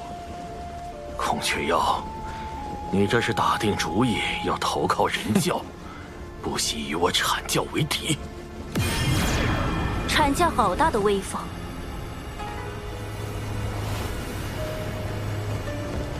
云霄仙子，共鸣前辈，连截教也被惊动了。此前恕我失言，望孔玄道友见谅。仗着仙人神通，欺凌凡人，若非有孔宣道友和小法师道友护持，乾坤池怕是早已让有情国灰飞烟灭。有情国气数已尽，我阐教顺天而行，诛灭此国。邪教前来，所图为何？天命不佑，自有我截教为万灵截取一线生机。你们这是要反天！燃灯副教主，可还记得天道因何而生？远古龙凤麒麟大战时，三族震碎洪荒，盘古残存在世间的意志，为守护洪荒天地，化作天道，约束众生。可见，守护之道才是真正的天道。既如此，燃灯副教主该与我们一同护佑有情国才是，何必倒行逆施？你，如今已非远古，若天道危害到生灵，吾辈自当反之。众生须受约束，为何天道便不可约束了？约束天道，有意思。说得好，有情国之事，我截教管定了。阐教已公然与人教打对台，若是执意与截教为敌，在道门三教里同时得罪两教，只怕会背上分裂道门的罪名。这个罪责，燃灯担得起吗？截教今日所言，贫道记下了。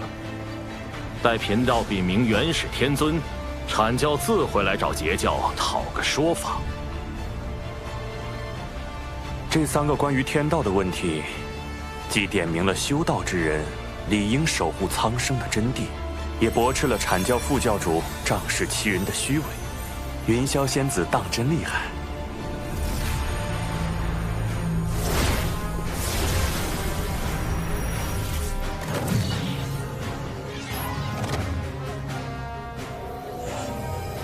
未来封神大劫开启，阐截两教闹翻，燃灯还会用这把乾坤尺偷袭赵公明，绝不能让乾坤尺回到燃灯手里，可又不能因此加剧人教与阐教的矛盾。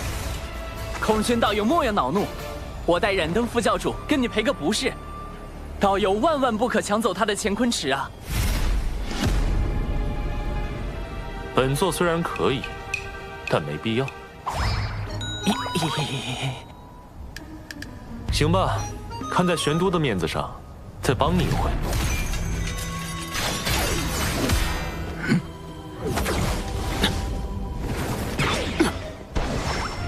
燃灯副教主莫怕，道门一家亲，我来护你。这么好玩的事儿，怎能少了我赵公明？哎呀，空轩道友的极速神通当真惊人，赶不上啊，赶不上！燃灯副教主，你何故伤我？你们几个，够了！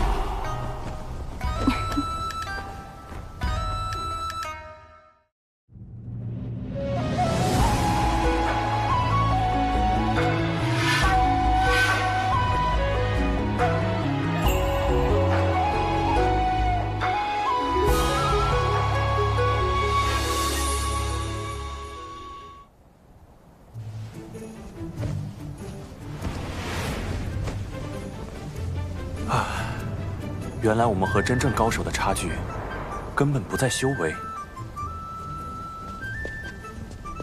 难道我们是差在法宝不够好吗？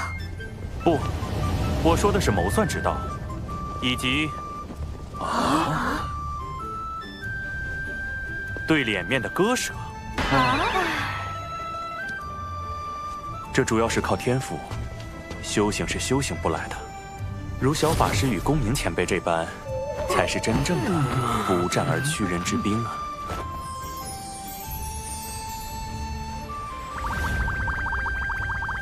怎么，小法师是觉得本座拿不得乾坤尺吗？空轩道友不能如此想，今日是冉登副教主对你出手在先，你也是不甘受辱，愤而还击。副教主乃洪荒民宿，他定不会介意用乾坤尺向你赔罪的。谁说？若他计较，就是故意损阐教威名，毁道门清誉。还是小法师明理，这乾坤尺送你了。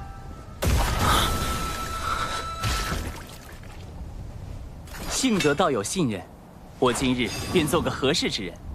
冉登副教主与孔宣道友之间的恩怨就此了断，如何？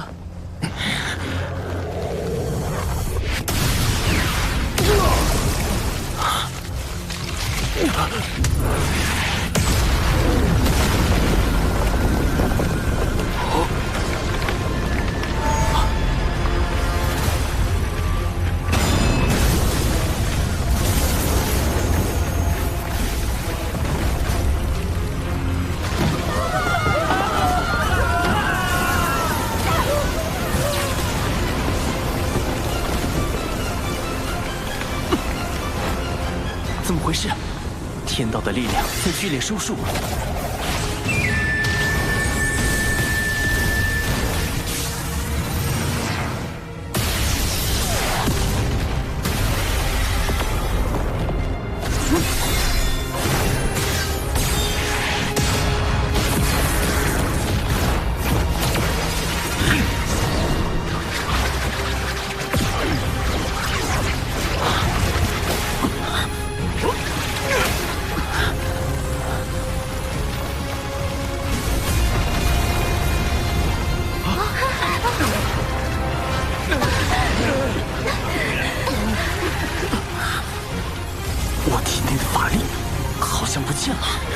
这是天道之力所凝成的枷锁，仙人一旦被他锁死，就会法力尽失。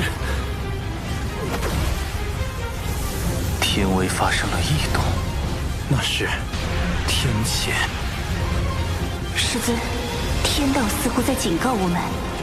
近来天机紊乱，1、2千年内大劫必至，你与公明需做好准备。阐教圣人，原是天尊亲自出手了。劫运有变，归山。连圣人都避之不及，天道到底想做什么？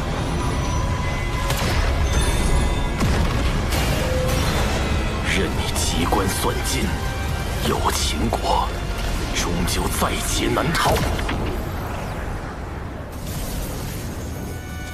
有秦国不过是凡俗一个小国，怎会令天道如此震怒？这个国家非我不可吗？天命所至，必有深意。无论圣人还是天庭，都不可干涉，否则就是与天道为敌，这可是天谴呐！圣人不能违抗天道的剧本，所以让我去吗？请不来天兵，请不来圣人，我还能做什么？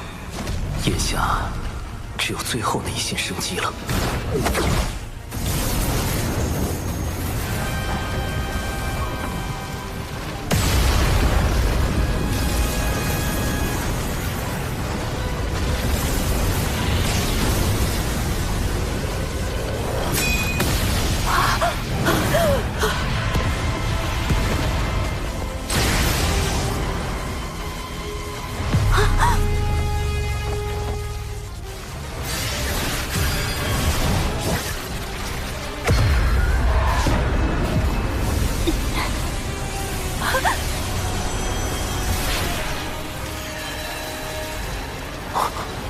天雷消失了。简迪，你怎么样？有没有受伤？你还怀有身孕啊！简迪生气，他腹中的胎儿就是未来的商国始祖。气，这就是天雷避开简迪的原因。而一个要建立商部落的人，势必不能承袭有秦国的国主之位，这也是天道要往有秦国的原因。为了开启封神大劫，就要生伤；为了生伤，就可以毁灭一个无辜的国家，杀死无辜的人。这样的天道，还能够阻止他吗？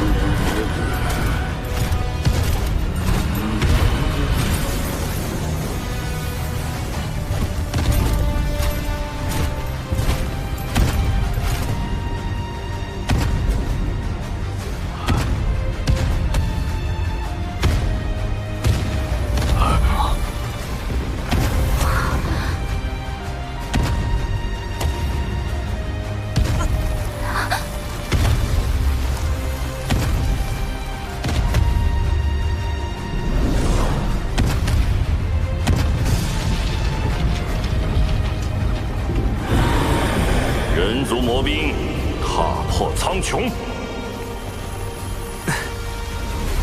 唯一能与天道对抗的，就是与之截然相悖的魔道。踏破天穹之事，人族已做了一遍，不介意做第2遍。